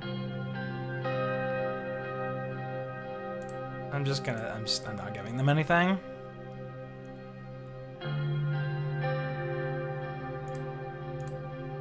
This fight efforts to undermine it. We are strong, united, as capable. We remain vigilant against external and internal. We will not tolerate any crimes to the state. Both Mr. Vector and I remain committed to keeping the country safe and secure.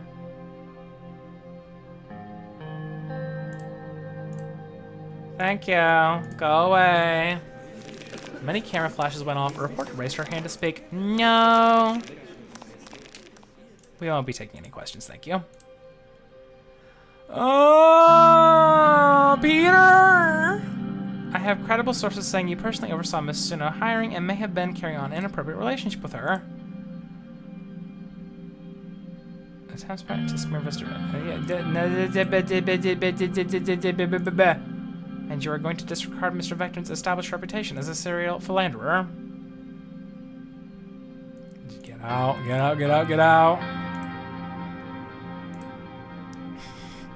Don't fucking play into that shit. Get the fuck out and move on. Evelyn's still divorcing me. That can't be helped. But overall, this was nowhere near as bad as it could have been. It's nowhere near as bad as it could have been because I fucking goddamn threw myself in the line of duty for you. What do you think she meant? I'd wager anything she made that up. At least everything can go back to normal now. You are really, really thinking that that's just gonna happen. I mean, it's Lucian. I think it's Lucian, exactly. Normal, we would see about that. Lucian leaked it to the reporter. I mean, we know this. Rumberg infiltrated Maroon Palace. President's secretary arrested. I don't want to read that story. Confusing press conference. Ethan dress rumors. Rain chose to prematurely end the conference. We do know that the agent will face a life in prison for her actions. Sucks. As announced, he will soon be holding a press conference. Sucks. Move on. Briefing on the women's rights situation. Is that any better? There was a knock at the door. Chiara entered the room with folders in her hands. The door did not close behind her. Monica entered the room and said next to Chiara, Mr. President, Anton, before we start, I just wanted to say thank you for agreeing to this meeting. I've been dreaming about this ever since I volunteered with the Swordfish League of Women. I can't believe the moment's finally here. I hope you thought this through. Real change requires carefully yeah. I hope you're right. Chiara sat down on a chair and laid down the folder she was holding. We still have a long way to go before Swordfish women are able to enjoy the same rights and privileges as men. Or even as their counterparts in Arcacia and United Cantana. We've been lagging behind on this for decades, Anton. And this isn't only a moral issue. I have seen enough revolutions in this world to understand that the main driver of any change, money. It's about the economy, stupid. Huh? I didn't even notice. When did that happen? I've been so used to that just being the same thing. I didn't even notice. The economy's unstable now. Yes! Yes! Victoire! Victoire! United Cantana, law dictates that women earn the same wages as men in their respective fields. My research shows that this led to a 15% increase in productivity. You could say this had a direct influence on their superpower status. Arcasia passed laws ensuring maternity leave rights, children daycare centers, and tax deductions for working families. In turn, they experienced a 12% production boost and a flourishing economy. I want more women in the workforce, please. Thank you. If mortality is directly linked to improved status of women, our administration has thus far failed to pull Swordsland out of its economic recession. It's unstable now, okay? I'm fucking fixing it. So I'm asking, why not try passing similar laws? At worst, even if they fail to improve the economy, it'll still be a significant step forward for our society. It's only logical. How much is this going to cost? The two of us talked it over, and these are the measures we believe are most urgently needed. I can't say no to this. So for working mothers, equal treatment in the workforce. That's an easy one. Right now, Swordsland has one of the continent's largest pay gaps between men and women. We need legislation ensuring that a woman doing the same job as a man is paid the same wage.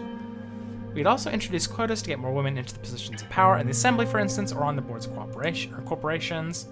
Eventually, narrowing the pay gap is a far more pressing issue, as it would bring financial independence to countless lower-income women. We never talked about this, but I always thought that with more women in power, higher status for all women would naturally follow. Women are starving because they don't make a living wage. That's a damn sight more important than your friend Janice being passed over for promotion.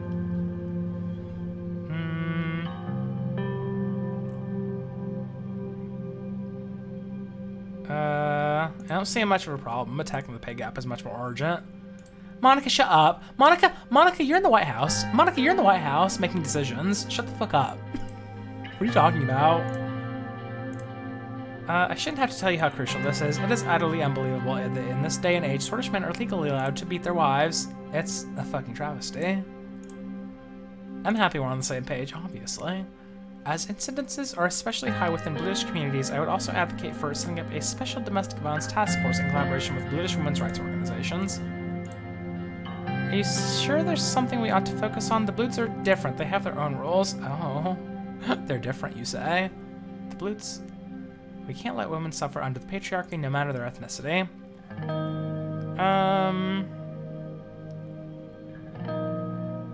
Interfering in British matters is enough trouble. I mean, it's a reasonable thing. We can discuss the particulars once the law is passed. Support for working mothers. Chara nodded. It simply isn't fair that women in the workforce are punished for having children. Remember what I told you about Janice, my friend who basically got fired for becoming pregnant? That would never happen to a man. Yes, the men can't get pregnant. But oh, if they could, you would see them fucking bending heaven and earth to make sure it was fine. Paid maternity leave and state-subsidized daycare centers could be key to keeping more mothers employed. Having children never hindered my career. I shouldn't hinder a woman either. Yeah. You always said you'd never regret giving up a career to raise Frank and Deanna. Exactly. Moving on. Chara grinned. You know how much this means to me, and you've witnessed the dangers firsthand. The way girls are shut out of real education unless their parents have the means to get them out of the public school system, so many bright minds are being lost. I wouldn't entirely demean the old system, Chara. Deanna still loves her handicrafts classes. I'm not saying we'll take those away. Maybe boys should learn handicrafts too. Monica burst out laughing. Imagine Frank in an apron.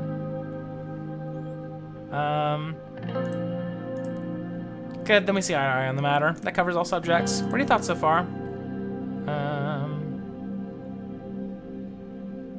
Yeah, this is fine. If we can pull this off before the elections, the Reign administration will make history. Let's talk about how to proceed. I have room, at least now, to spend more money.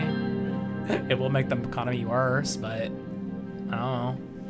I want to establish a commission for women's rights and Swordsland with me as its head. Our goal shall be passing and implementing a set of laws to solve the problems we just discussed. As the commission's spokeswoman, my responsibility will be to make speeches and organize fundraisers. I will be the face of this movement while Chara handles the groundwork.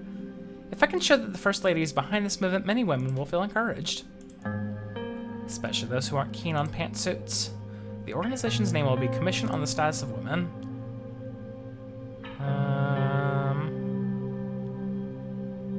It's gonna be damn hard getting past your laws past the assembly. I know, but even a watered down version would be better than nothing. That's what I'm saying. That's what I'm saying. Mr. President, I know we've had friction in the past, but this has nothing to do with your decisions on creationism. It's like I was about to say, what friction? I've given you like nearly everything you could have wanted. It should be handled as such. One more thing to consider before making your decision. This could help silence any of the public's lingering questions regarding your Vice President and the Livy-Sono affair. Anton, I'm not completely naive. I know what we're proposing would have its downsides, but every time I look at our daughter, I think about how I'd do anything to grant her a better future. I know you would too, just like you told me all those years ago. I have to go with it. It's going to cost me money. I have to go with it, obviously. I was looking studiously at a scratch on my desk. She blinked and turned back to us. That's right, Mr. President. Sorry about the answers now. You can try and run your laws by the assembly, but to get no support from me. Yeah, of course. Monica turned to her. That's all the incitement you can muster? You did it! We did it! Monica hugged Giara. She smiled uncomfortably. It's not over yet, Monica. The true battle is in the assembly. We'll celebrate once that's over with. I'll start gathering names for the commission tonight. Giara started collecting her documents. She and Monica headed towards the door. Monica paused before leaving. I love you, Anton. See you at home. I could hear Monica and Giara talking excitedly to each other as the door closed behind them. I looked out my window over the city of Hallsword. It was a clear day outside. Okay, we like doing good things. I like when that happens. What's the next crisis? The most influential women's rights NGO, the Swordfish League of Women, is organizing a massive fundraising campaign to raise awareness in Swordfish Society and has reached out to us personally for private donations. I will donate some, but not all, because I don't have that much. I'm so sorry. I'm so sorry. I'm sorry. I wasn't corrupt enough. I don't know what to tell you. As Swordfish women continue to march for equality, Anton Ring showed his solidarity by donating a large sum. This was not only a generous gesture, it marked the first time a president of Swordland acknowledged and personally supported the women's rights struggle. Reached for comment, a spokeswoman from the League expressed her gratitude to Rain while emphasizing that new policies will help the women's cause much more than finances. Will policies follow? Is it femme washing or the real deal? I don't know. I fucking hate Rain. He's stupid. An empty gesture meant to placate them without angering Rain's conservative base. Shut up. You're so horrible and I hate you. Okay, a massive miscommunication between the Interior and Gendarmerie has resulted in a failed raid in Vesword. The Ministry of Defense and Interior have both put the blame on each other. There will be a gathering soon to solve the ongoing dispute within the security. Oh, gross. Gross, gross, gross. Volksland harasses Swordfish ships. Gross! Volkslandian Navy ships have steered a dozen Swordfish cargo ships out of their shipping lanes this week, leading to the Maritime Safety Organization to change the sea routes. The new path to United Contana in Arcasia is twice as long, but avoids a potential contact with the Volksland Navy. The Swordfish Navy Admiral has called the Volkslandian actions reckless and a potential threat to civilian lives due to high risk of collisions. The Admiral dispatched several frigates to protect the maritime borders. Cool. Radical journalist killed en route to interview. A devastating incident in Vesword has shaken the journalism community. A reporter from the Radical no! was killed while traveling to interview Robar Lehman, the influential founder of the State Educators Corps and a known ally to Tarkanswall. This event sent shockwaves across the city and is currently under thorough investigation. The motives behind the act and the potential ramifications on press freedom remain topics of great concern. Okay. Ooh, that's like really ugly and nasty.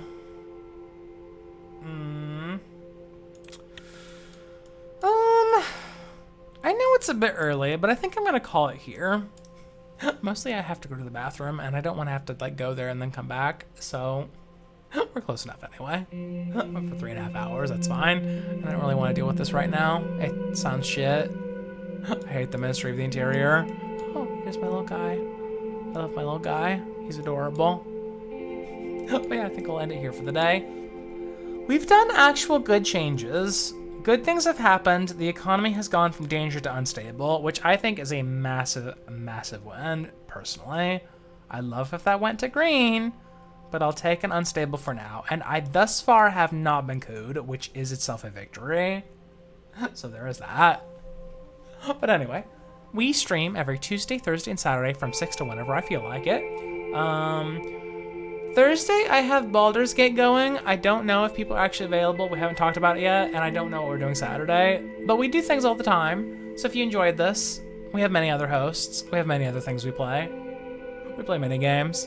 It's all available. We have a Discord, we have a YouTube, we have a Twitch. Right here, right now. I'm streaming too, if you didn't know. But anyway, get out of my computer.